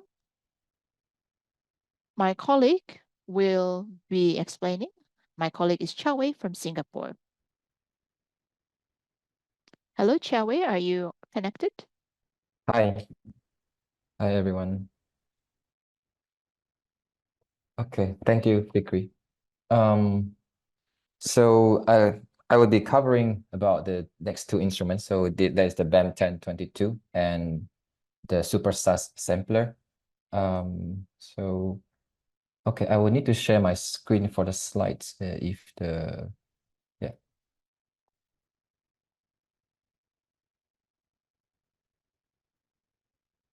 Can the host enable the screen sharing? Sorry.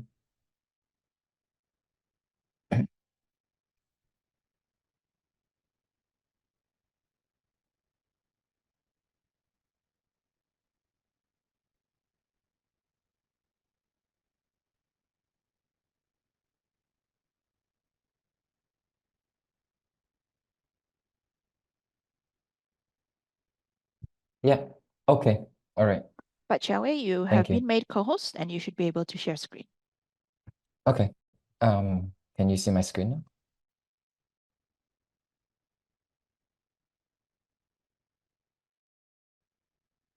Okay. Okay. Yes, we can Thank see your you. screen. Yeah. So okay, thank you. So again, good morning, everyone. My name is Chia Weei. I'm from APEC Group and I'm technical manager of APEC Group in Singapore. So I will first touch on the BAM 1022, which is a PM2.5 dust monitor for Met1 instruments as well. So for the four instruments that we are supplying for the Clean Air Catalyst project here, they are all manufactured by Met1 Instruments in the US. And the BAM1022 is a compact PM2.5 instrument that has been accredited by the US EPA for PM2.5 monitoring. So my presentation for the BAM1022 will cover the background and the operation principle and the theory of the instrument, some unique advantages of the BAM1022 model, and also we'll touch on the installation, basic operation and settings, as well as some basic maintenance, troubleshooting, and data collection of the instruments. Okay. So as a background, the BAM1022, it was manufactured by Mewan Instruments and designed to be a standalone PM2.5 dust monitor that can be deployed directly out on its own. So there's no need for any additional shelter. It's and meant to be operating in outdoor ambient conditions. So it's as a BAM instrument, it's utilizing the principle of beta ray attenuation. So this is the same type of principle widely used for the reference type of monitorings, and it's also the same type of technology used in the more commonly seen and well-known BAM1020 model as well. So yeah, it's using beta ray attenuation and a carbon-14 radioactive source as the source for the beta ray. So it's designated already US EPA for PM2.5 monitoring, and yeah, the BAM itself, the method is a proven method that has been in use in the market for a long time. Okay, so the BAM method is a simple and easy to use, and it's very stable and provides very good accuracy for real-time PM monitoring. Okay. So the carbon-14 beta source is incorporated inside the instrument, so it has a half-life of a long half-life, so it would be stable and for throughout the lifetime of the instruments, they usually is expected to be more than 10 years. So it has a very low activity, so it's well within the exempted concentration limit defined by the CFR section 30.71. So it doesn't normally require any license to own or operate the instrument. And at the end of life, the carbon-14 source can also be returned to the manufacturer, to the factory, for recycling as well. The beta source is only serviceable by the factory. So under no circumstances should any user attempt to access or to remove or even try to the beta other than by the factory itself. So same thing for the detector as well. The detector of the instruments is also not serviceable in the field, can only be replaced or repaired factory as well. Because every detector, when it's replaced, it will need to be calibrated in the factory using the reference method. Okay, so some unique advantages of the BAM1022 is designed to be a portable and real-time monitoring instrument, and to be a compact unit, so that can be deployed outdoor and be brought around easily. So it's measuring the PM2.5 automatically, and it's as an internal data logger to read, process, and store the data in the instrument itself.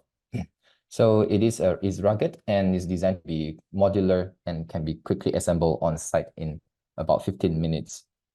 So as you can see from the photo, it's made up of a few main components. So there is the particle inlet, PM10 particle inlet, followed by the PM2.5 very sharp cut cyclone. So that is for the segregation of the particle sizes from in the sample air. And there is a combined temperature, humidity, and pressure sensor that is attached to the inlet tube, followed by the bottom two main body of the instrument itself. So there's the main upper body that contains the carbon source, the detector, and well, the most of the hardware and the data logger in the instrument, and bottom box that contains the pump itself. So this is fully weatherproof, and it has ventilation fan inside to ventilate the air. So it's designed to be again designed to be operating in outdoor ambient conditions, and it has an inbuilt smart inlet heating system to maintain the RH of the sample air to 45% or below. So this will reduce the inaccuracy caused by condensation of moisture. So this is especially important in our region where we have very high relative humidity in the environment. Okay, so I will now talk about the theory and operation principle of the instrument. So the photo here is an illustration of the detector and also the carbon-14 source. So the carbon-14 source is actually in the nozzle assembly, and it's facing downwards. So it's constantly emitting beta ray particles downwards and towards the beta detector that is stored in the vane assembly below the vane itself. So the filter tape during sampling and operation will be placed in between the carbon-14 source and the beta detector to collect, and the sample air will be flowing through the nozzle through the filter tape into the vane assembly and exit by the pump. So the dust that is the sample air coming into the instrument will be deposited on the tape itself. So beta ray attenuation essentially is when high energy electrons, in this case, emanating from the radioactive decay of the carbon-14. So these electrons, they would lose energy when there is a metal that they come into contact with. So in some cases, they will be absorbed by the metal as well. So when there's a metal placed in between the radioactive carbon-14 source and the detector, the beta rays will be absorbed, that energy diminished when they come into contact with the metal. So that means this will result in reduction in number of beta particles detected by that detector. So during the instrument operation, there's a pump that is running and pulling amount of sample air through the sampling inlets. There's a flow controller inside the instrument to control the flow at 16.7 minutes, and dust in the sample air will deposit on the filter tip. So the instrument is running on 1 hour measurement cycle. So during this 1 hour of sampling and measurement, the dust from the sample air will constantly accumulate and deposit on the filter tip. So as the dust accumulates, the beta ray transmission through the filter itself will continue to attenuate. So the beta attenuation through the filter tape, this is constantly monitored by the detector throughout the measurement cycle. And then the degree of attenuation can then be used to determine the mass of that has deposited on the filter itself. The flow rate is precisely controlled because this is very important for the operation of the instrument. The instrument is designed to work at 16.7 liters per minute. That will ensure the correct segregation of the particle sizes such that only dust smaller than 2.5 micron would enter the instrument. So the ambient dust concentration will be calculated and reported automatically by the instrument, so using the mass and also the sample volume determined by the instrument. So it uses this formula to determine the number of beta particles passing through the absorbing matter. It is a linear exponential decrease with the mass that the dust passes through. Where the beta ray passes through. Okay, so I here stands for the measured beta ray intensity of the filter tip. Not is measured intensity of the clean filter tip at the beginning of complete. So using this formula, the instrument is able to calculate the concentration and the mass of the dust that has deposited on the filter tip. All right, so this is a cross diagram of the PM10 inlet and the PM2.5 variation. So on the left, we have the PM10 inlet head, where the air flows into the instrument. That's it, to prevent insects and larger particles like small stones and debris from entering the inlet system. Sharp cut cyclone is based on using inertia to separate out and also trap particles. So for the is a cyclone designed to separate out particles than 10 microns. And then the PM2.5 VSCC is to further separate out and trap particles larger than 2.5 microns in size. So this ensures that the sample air, after passing through the PM10 inlet and PM2.5 VSCC, will contain dust particles that are smaller than 2.5 microns. So for the installation, the instrument, the PM1022 comes with these standard accessories. So the PM10 and PM2.5 inlets and cyclones that we've mentioned earlier. There's also there's a smart inlet tube heater to control the RH of the sample air. And there's an insulation sleeve to wrap around the inlet tube heater during operation. There's a standard 27 inches long inlet tube. And then there's the BX597A is the weather sensor, 3-in-1 weather sensor measuring air temperature, relative humidity, and barometric pressure. So the temperature and pressure measurements measured by these finite A sensor is crucial because it is used by the mass flow controller to control the of flowing through the instruments itself. There's also an accessory kit, so it contains the standard accessories like power key, serial key, and also some tools for maintenance and troubleshooting as well. Okay, so to ensure for performance of the instrument and actually for proper operation according to the US EPA accreditation, the PM1022 must be operating outdoors in the ambient conditions. So it should not be placed inside a building or any shelter for measurement. So this will make it a class 3 equivalent method monitor for PM2.5 monitoring.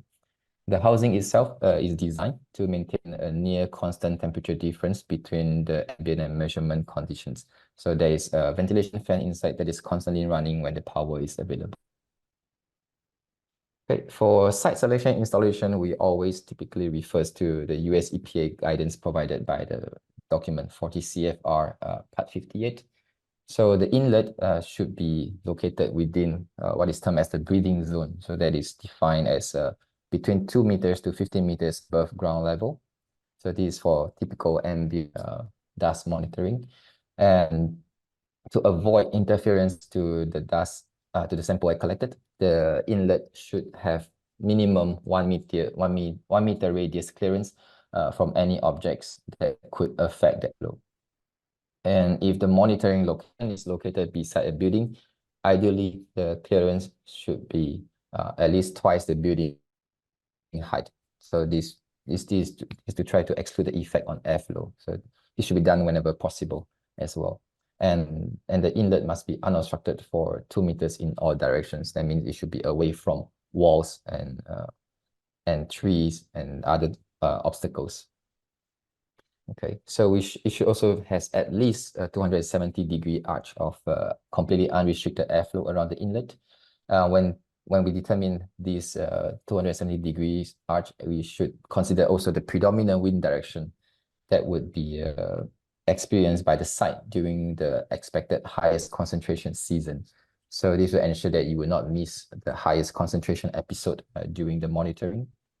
And if there are overhanging trees around the location, we should try to keep the inlet at least 20 meters away from the drip line.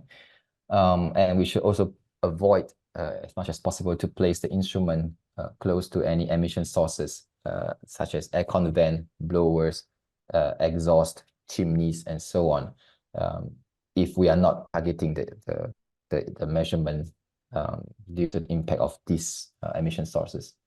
Yeah. Okay. I think to consider is if we're installing the instrument in an open space and the PM10 inlet happens to be the highest metallic point of the building, then a separate lining rod should be installed to provide proper coverage to protect the instrument from lining strikes. Okay, so installation itself mainly involves first putting together the 2 big boxes, so the palm box in the bottom and the main body above the palm box. So there is an opening for the cables and tubings from the palm box to connect to the back of the main body.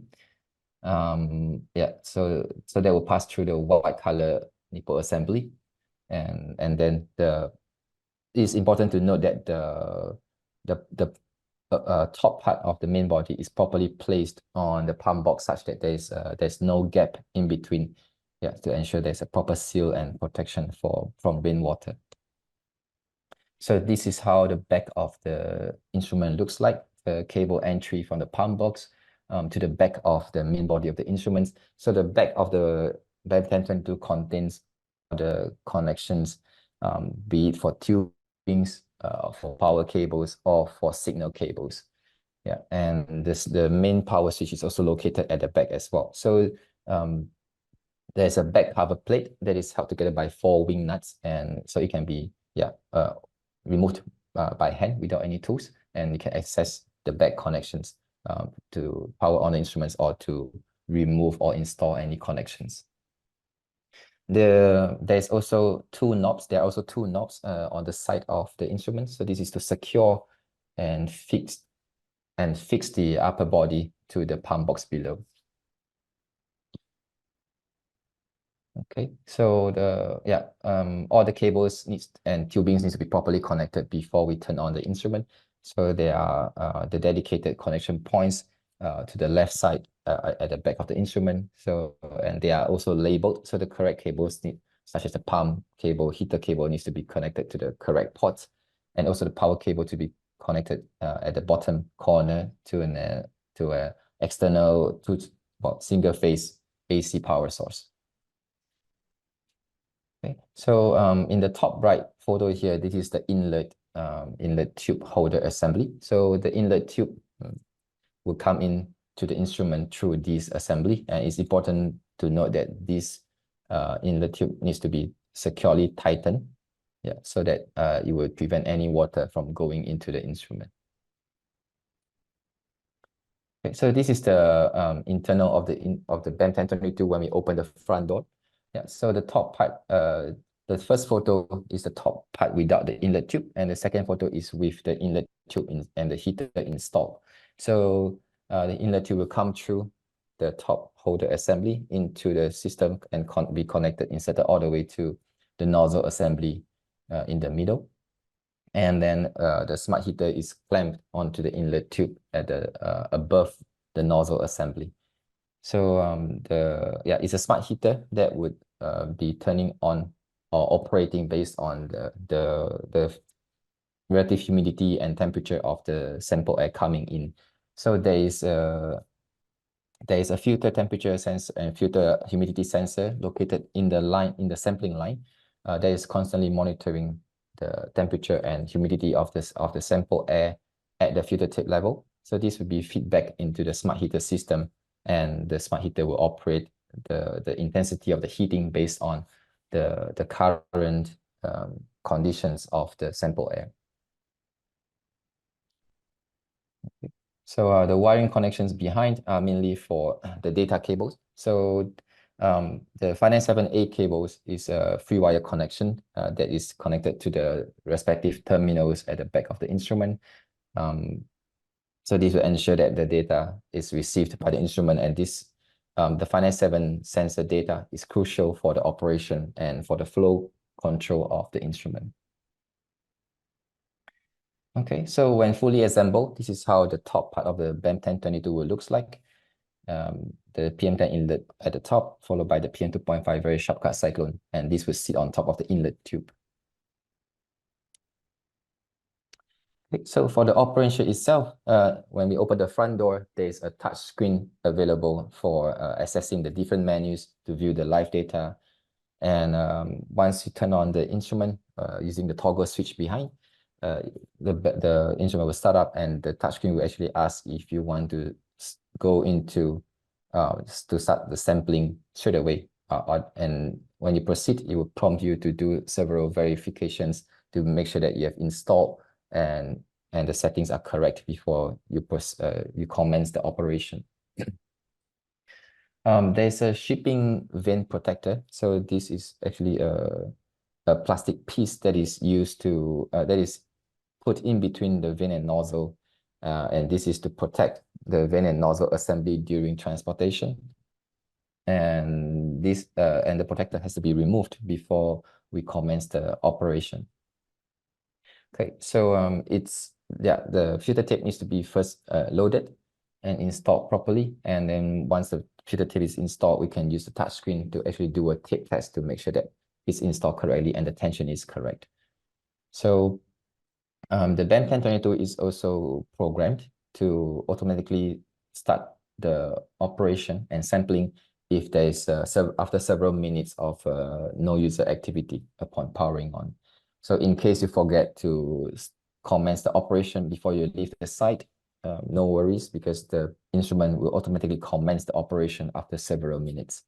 So this is also convenient because all the settings and configurations can be done in advance before you install the instrument. So when you are on the site, it's a very quick process to install, assemble, and start operating the instrument.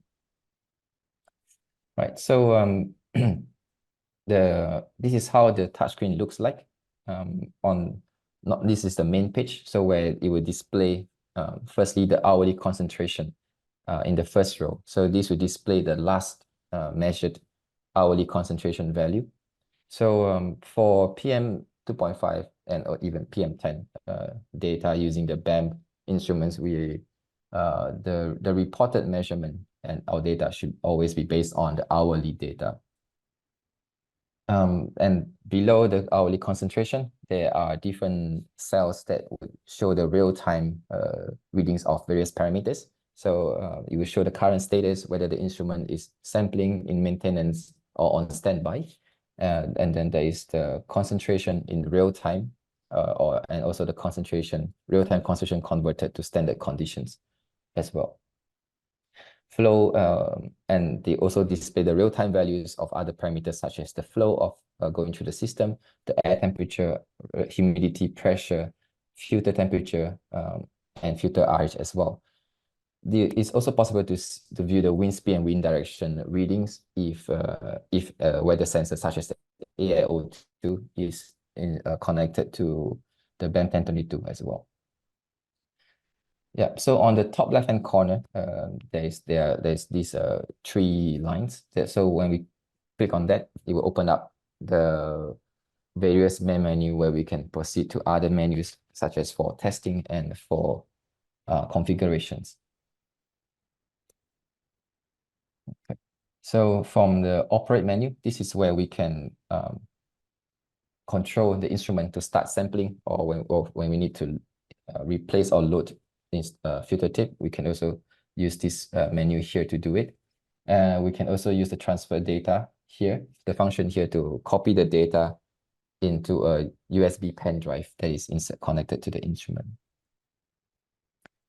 Okay, so the other main menu is the test menu. So this contains the various test options that is available for routine maintenance, troubleshooting, or checks of the instrument. So this includes the leak test, flow test, and also audit and calibration for the temperature, pressure, and flow as well.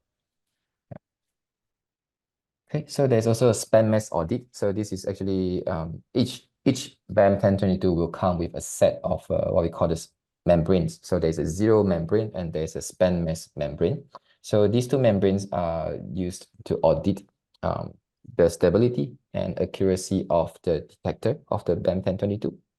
So when we do the span mass audit test here, we insert the membranes and the detector will count and calculate the concentration, and we can compare the readings to the expected readings, and this will help us to determine if the instrument is measuring accurately or not.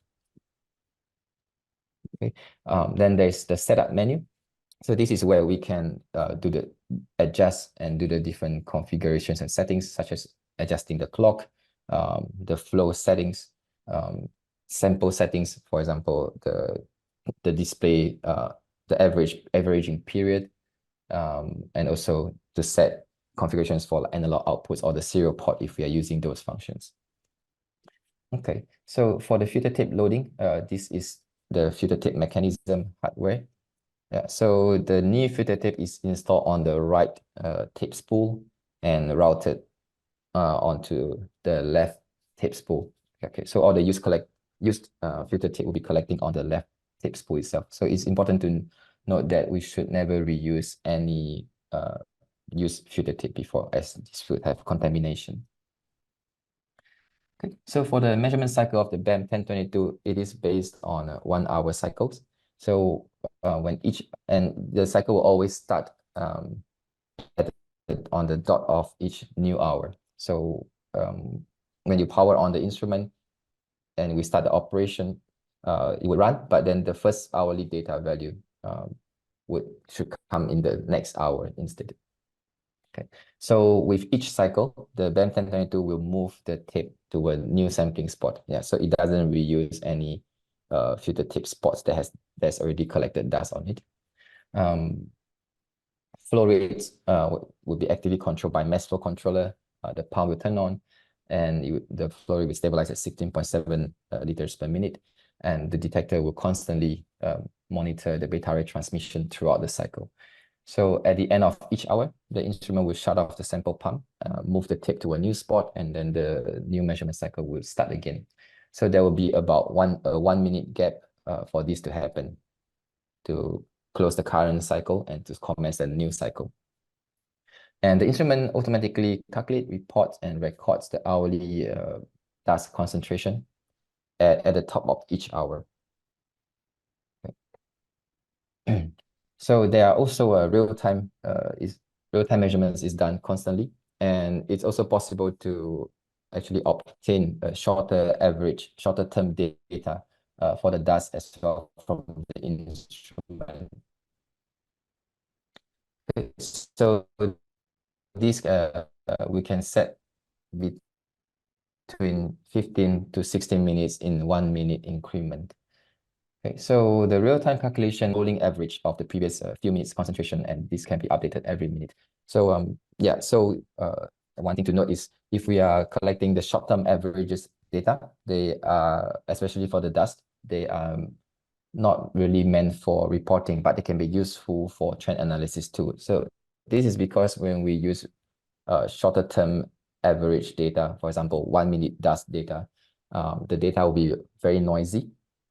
So it would not be as accurate as the hourly average data, but it can be useful for trend analysis if you want to spot peaks or sudden surges in concentration throughout the measurement cycle.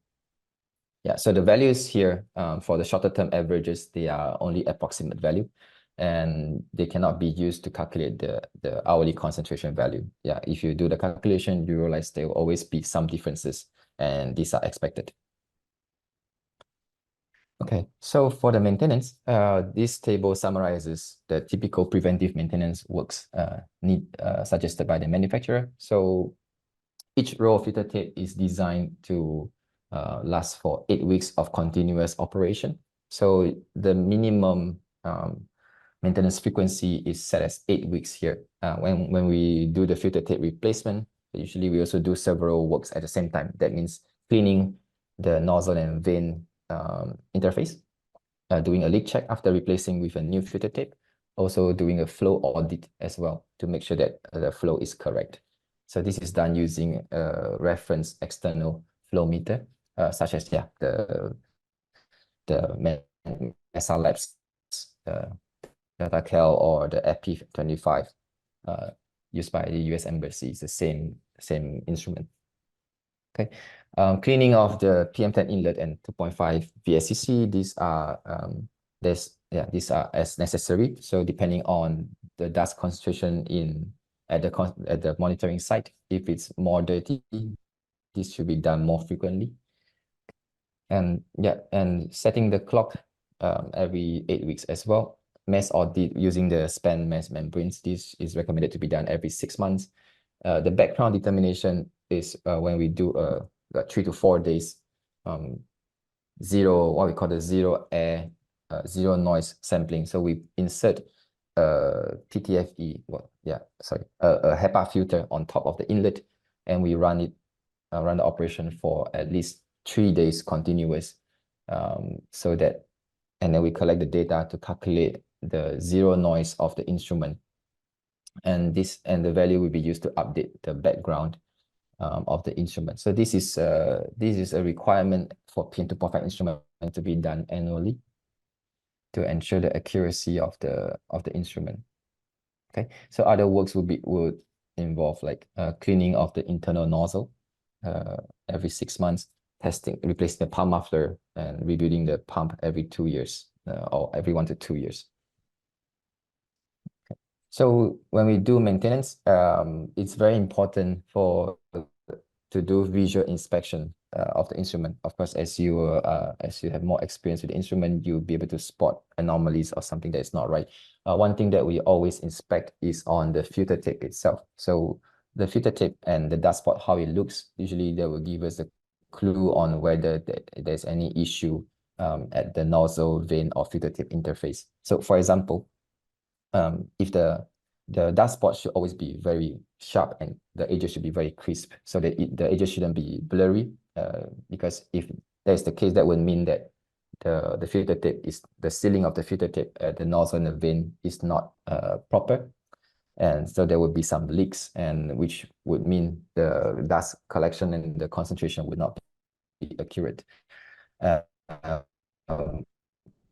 and another thing to note is whether we spot any holes on the filter. If we don't do the cleaning of the nozzle and vane surface properly, there will actually be a buildup of debris along the nozzle and vane interface. And over time, when the debris buildup becomes big enough, it would actually puncture the filter tape, and you will see small holes close around the dust spot on the filter tape. If we see this, then you need to perform the cleaning of a thorough cleaning of the nozzle and vane interface, and inspect and make sure that there is no debris there.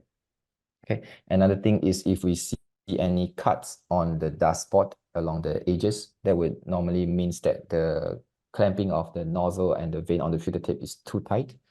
So this could happen as the instrument ages, or when the movement of the nozzle and vane are not proper anymore. So sometimes if we see this, then you need to clean the whole nozzle and vane assembly to remove any sticky buildup that could impair the movement of the nozzle and the vane assembly.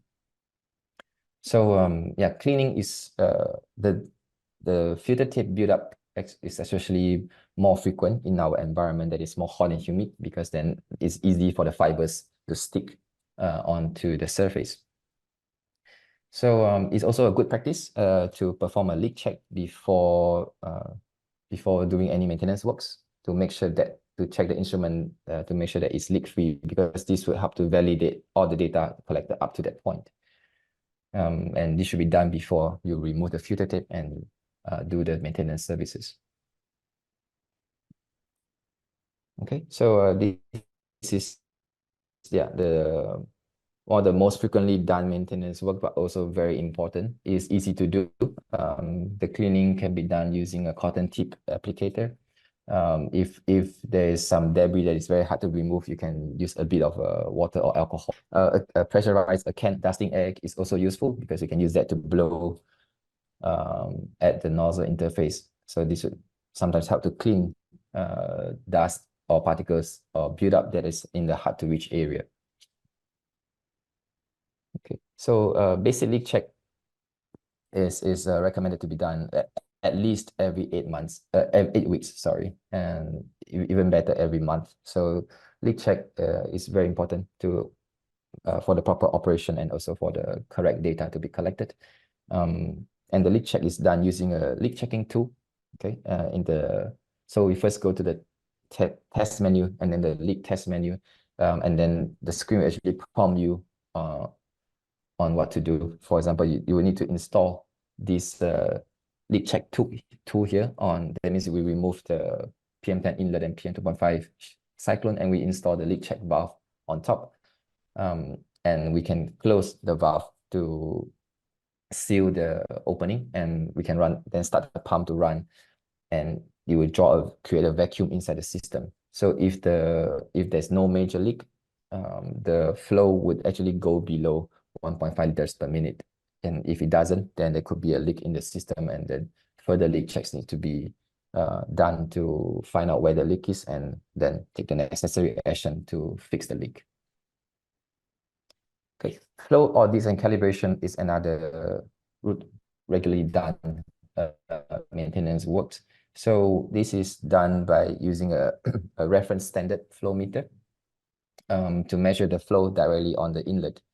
So before calibrating the flow, we always have to calibrate and audit the ambient temperature and barometric pressure first. Yeah, because these are used by the mass flow controllers for the operation and control of the flow. So once the temperature and pressure readings are accurate, sorry, we will then proceed with the flow calibration. And this is the acceptance criteria recommended by the manufacturer. The flow rate should be within plus minus 4% compared to the transfer standard. Okay, so one thing to note is the instrument should be warmed up for at least 60 minutes before we do any or this calibration. This will ensure that the instrument has been has stabilized. And also the same thing, the transfer standard we use, the reference flow meter should be turned on and also warm up for ideally at least 30 minutes before we do the calibration. Okay. So the flow audit and calibration is also done by via the test menu. So we start with the ambient temperature audit, and if it's not within the acceptable threshold, we will calibrate the temperature, and then we do the same for the pressure. Once these two are done, we will go to the flow calibration, and we start with the zero flow audit first before we proceed to the 16.7 liters test point for the auditing. Okay, so for the flow calibration is done using a 3-point calibration. So there's a low flow point at 14 liters per minute and a high flow point for 17.5 liters per minute. So these three flow rates are used to calibrate the mass flow controller essentially. Okay, now I'll go on to the basic troubleshooting. When there is an error, the instrument usually will report automatically and generate the message on the display itself. And this will also be logged inside the data string as well with status code. So there's an inbuilt parameters with the acceptable thresholds inside the system. So in the event when a parameter is not within the specifications, the instrument will generate an alarm. Yeah, so hardware failures would be presented on the screen in red. So for example, we will see a sensor range error when there's an issue with the 597A sensor. Okay, and if we press the alarm button, we'll be able to go and see the alarm screen, and they will show us the timestamp of the occurrence of the error. So this is the main error code for the instrument. So each code is referring to a specific type of error. So yeah, code 1 for tape break, code 2 for when there's an issue with the detector, when there's no count detected, no data from the detector, and so on. So flow, the major failures such as flow, tape movement, sensor readings, nozzle movements will be reported, and the respective error codes will be reflected in the data string as well. Okay, so for some of the parameters here, these are the thresholds set within the instrument to consider whether the data are correct or not. So some of the alarms here would cause the sampling to stop because they are deemed as critical error. So for example, for temperature and pressure, because these are critical for the operation of the mass flow controller. If there's an issue, there's no data or the data is not correct for temperature and pressure, the sampling will actually be paused by the instrument. Okay, so for data collection, there's the inbuilt data logger has data memory storage, but of course it's limited.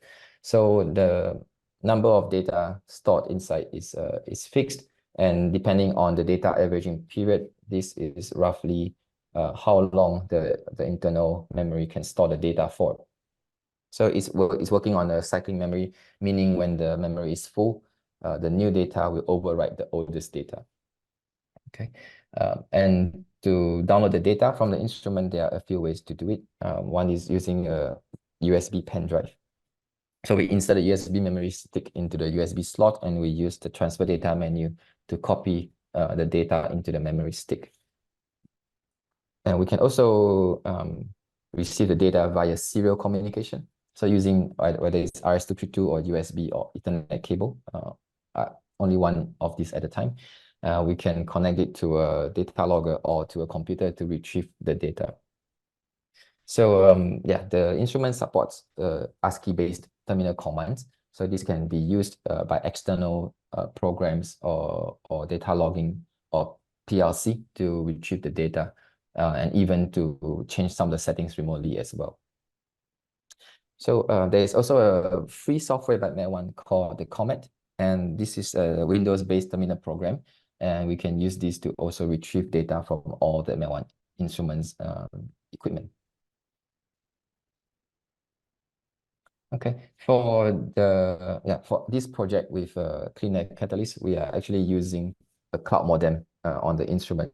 So this cloud modem with GSM connectivity will actually collect and automatically transmit the data to the cloud, and the data will be displayed on a web-based dashboard. So this web-based dashboard can be accessible via any smart device on your phone, on the computer, and so on. Okay, so each dashboard comes with a unique private link, and it will display the data can in either graphical format or in the table format. There's also a GPS inside the modem to reflect the existing position of the instrument itself. Okay, so that's all for my presentation on the BAM 1022 instrument. Okay, if you have any questions for the instrument, please feel free to ask, and I will try my best to answer. Okay. Ya, terima kasih kepada Pak Chia Weei dan Pak Fikri dari. Thank you very much, Pak Chia Weei, and thank you as well. Yeah, I actually still have one more presentation for the Super SAS as well. So I will go through that quickly, actually. Okay. So.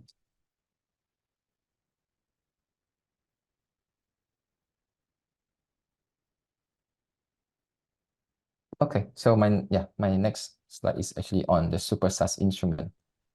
Okay, so this is also an instrument from the Met1 instruments. So SAS stands for Speciation Air Sampler System, and it was actually developed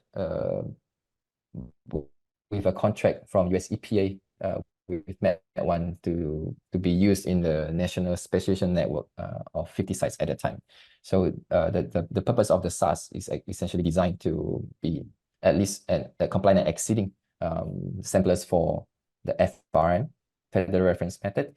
So the aim of the Super SAS was actually to allow collection of samples for chemical analysis on top of the usual gravimetric analysis of dust, actually, because the PM2.5 particles in the air, they can comprise chemicals such as sulfates, nitrates, organic carbon, trace metals, and soot-like carbon as well.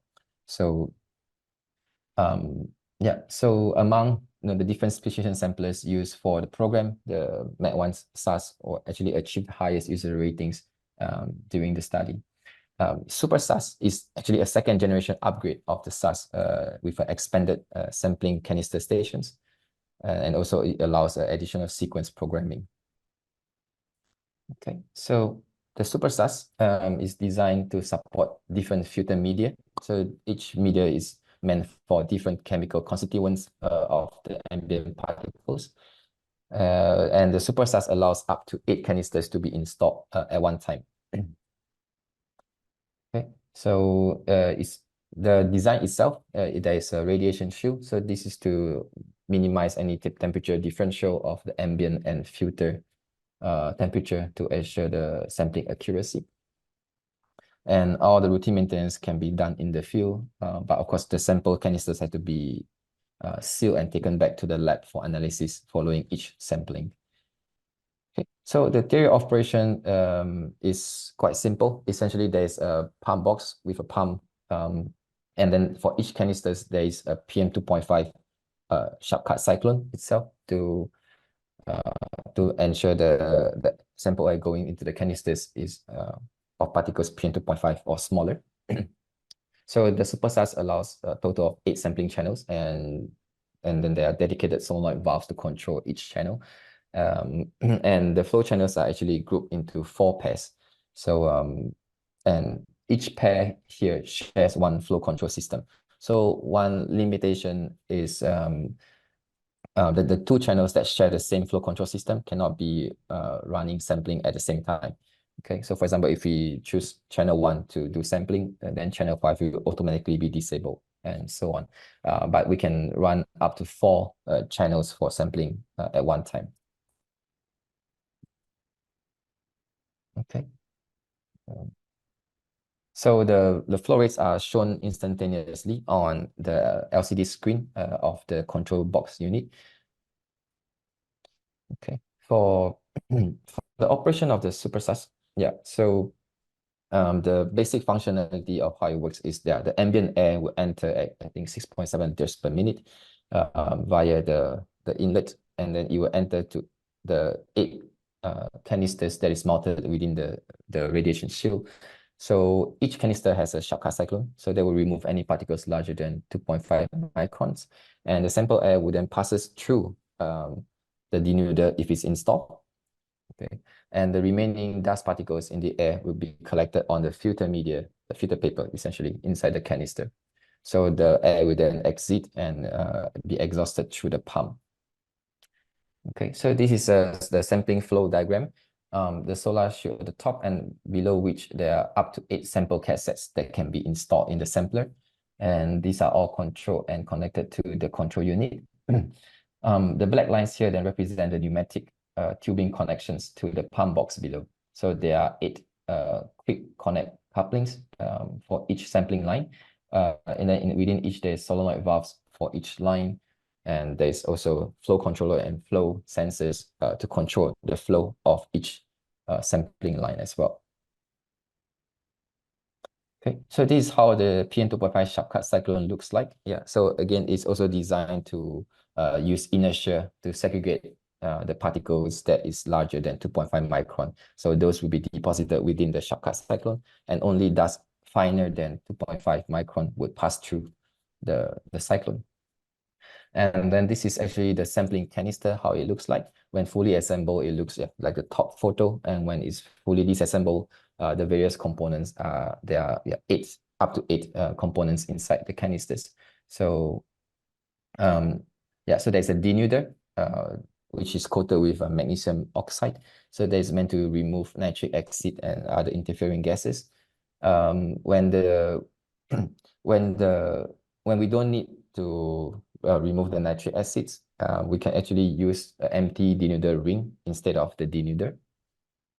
And there are also filter 2 47mm filter cassettes where we can place the filter media on. So this is to collect the remaining dust from the sample air. Okay. So it's important to make sure and check that all the O-rings are intact and in good condition. Otherwise, there will be no proper sealing. If there's a leak, then the samples collected won't be valid. Okay, and this is a blown up diagram, explosive diagram of how the sampling canister looks like. So there are multiple O-rings in each components to ensure proper sealing, then to ensure that canister is leak-free, actually. Okay, so for the denuder, it comprises within itself tubes and their annular spaces. This is to capture reactive gases while at the same time allowing the normal dust particulates to penetrate too. So almost all of the semi-volatile vapors will be captured by the denuder walls by the magnesium oxide coating, while the particles will just follow airflow streamline and pass through without contacting the walls. Okay, so the particles will then be captured by the filter downstream of the denuder onto the filter media. So the whole sampling canister and the denuder has been designed to reach at least 95% efficiency at collecting nitric acid when the flow rate is at 6 liters per minute. So this will remove the interference for analysis from the nitrate fine particles. Okay. So the SuperSAS, there are a few types of filter media available.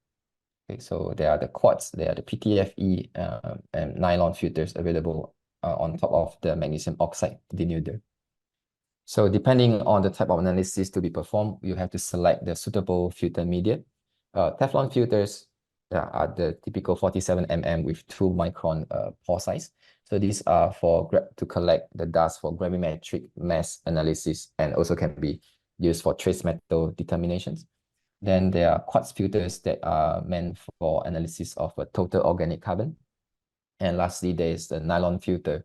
This is for fine particle nitrate measurement. So you have to select the correct filter media depending on the analysis to be done.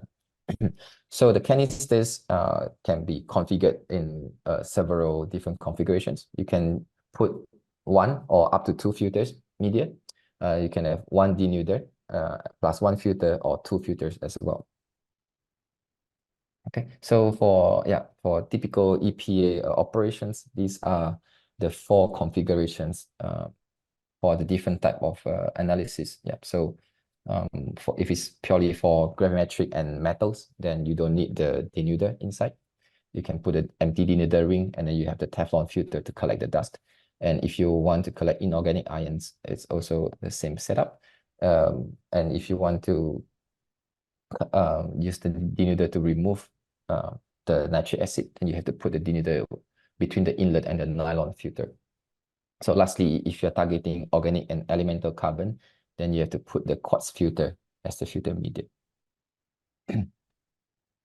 For installation and site selection, it's actually the same principle as the BAM 1022 or for PM2.5 ambient measurement. So the inlet should be typically within the breathing zone, and it's the same thing. You should have the same radius clearance from any objects that could affect the airflow around the instrument as well.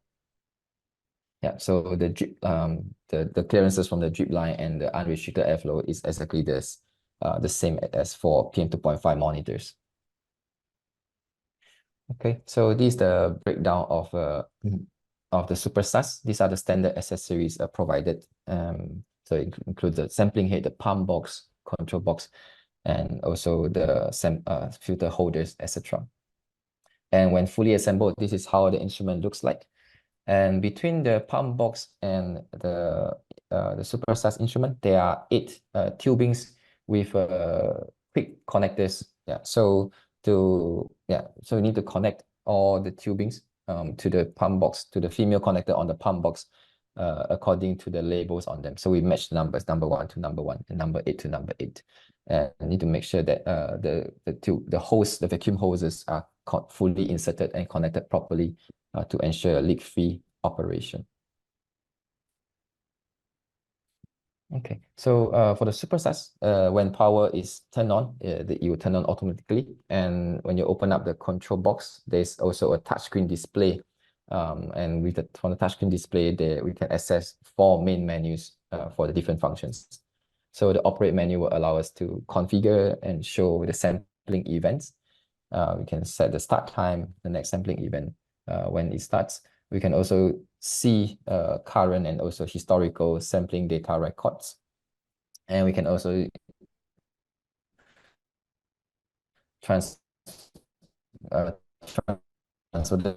data to USB from this menu. Then there's where we are auditing on calibration of temperature, pressure, and the flow as well. Okay, setup pages, and lastly the about menu, which has some details about the instrument. In terms of maintenance, so yeah, the scope is quite similar to the dust monitors. So this would be leak checks, flow checks, and temperature and sensors check-in audit to be done every month. And the cleaning of the cyclone particle trap is recommended to be done every month as well. So this will have to ensure the accuracy of and cleanliness of the sampling system. And the complete flow system calibration should be done every quarter. Yeah. Okay. So every 6 months, we should inspect and replace the internal debris filter. And then every year, you should rebuild the vacuum pump and replace the O-rings as a preventive steps to make sure there would be no leaks. And the system cleaning should be done every 3 months at least. Okay, so for flow calibration, these are some of the flow meters that we can use. It can be the AliCat or the BIOS Mesalab BIOS Defender as well to audit and calibrate the flow. Yeah, so yeah, routine maintenance, a lot of it is also based on visual inspection to check for wear and tears, and then general cleaning to make sure that the system and the sampling line is clean. Okay, the denuders also should be replaced if it's used frequently. So if it's used frequently, it's recommended to replace every quarter with the new ones, because the coating will wear off. And then for annual, we inspect the O-rings and replace them to prevent any leaks. Okay. Then in terms of data collection, yeah, to retrieve the data, we can copy to USB, and we can also use this FSCOM AQ software. It's a free software by Met1, but you need to connect a Windows laptop to the instrument using an Ethernet cable, and then you can retrieve the data via that as well. Otherwise, it's also possible to do manual data collection by using a transfer of a custody form as well. So we can take the values from the screen, from the previous event summary screen for this transfer of custody. Okay, so yeah, that's my materials for the SuperSAS instrument. Yeah, so I think now we can proceed to the Q&A session. So if you have any questions, please feel Ya, free. terima kasih Pak Chia Weei. Kembali kami akan membuka Thank you, kami Chia Weei. So membuka now sesi. we'll be opening Kami up juga the opportunity persilahkan to ask rekan-rekan yang questions. hadir via Zoom untuk And we menyalurkan would also pertanyaan like to welcome those participants who are joining us on Zoom to dari ask yang questions. rekan-rekan yang ada di ruangan ini. Apakah ada For pertanyaan those of baik? you in this room, do you have any questions? Maybe Mr. Fikri, Mr. Chia Weei, you can answer these questions. Any questions for them?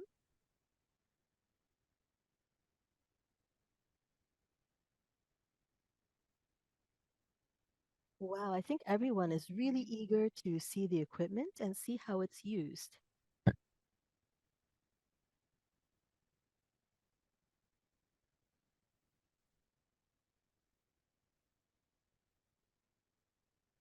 Maybe there are some comments if there are no questions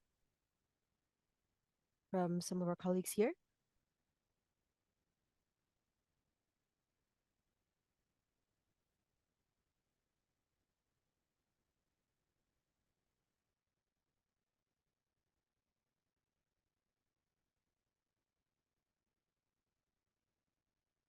Okay, we just have one then. If there are several questions, then we can ask to Mr. Fitri and our friends when we're in the field. We can also collect questions to Mr. Chia Weei. We're now approaching noon. So we'd first like to thank all of the participants and all of the speakers who are in attendance here today, both in person and in Zoom. We're now going to go into the second session where we go straight into the practical aspects, but of course we'll have lunch first. I, on behalf of WRI Indonesia, would like to thank all of you here for joining this session in person and Zoom. And of course, we'll have the recording of these sessions available through various channels. Thank you to all of our colleagues here, our friends, ladies and gentlemen, everyone who has made time to attend this event in person and on Zoom.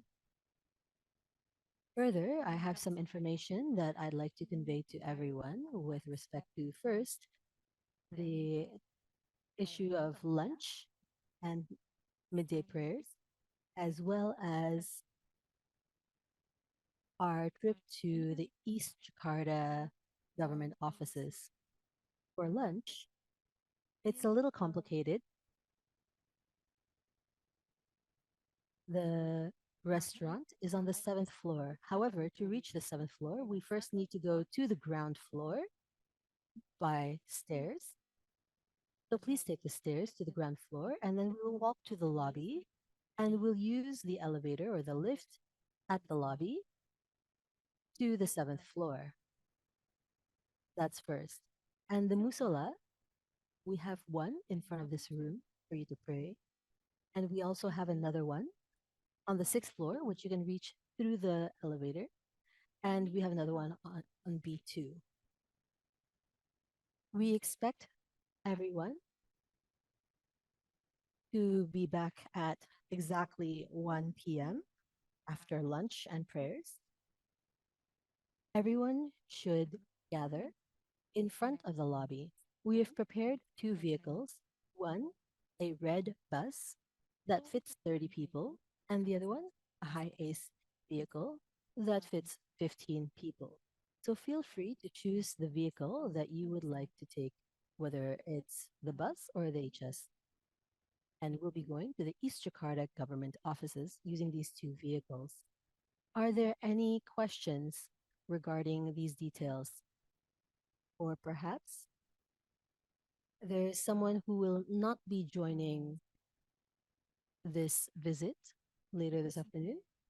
Everyone will be joining? Okay. Also, we have a field coordinator for this visit. So all of the technical matters can be addressed to Mr. Andreas. In that case, yes, 1 p.m. or 1300 hours. All right, so please allow me to close this first session of this workshop, the sharing session. Thank you, everyone. And I'll see you all again in 1 hour. Assalamualaikum. Peace be with you all.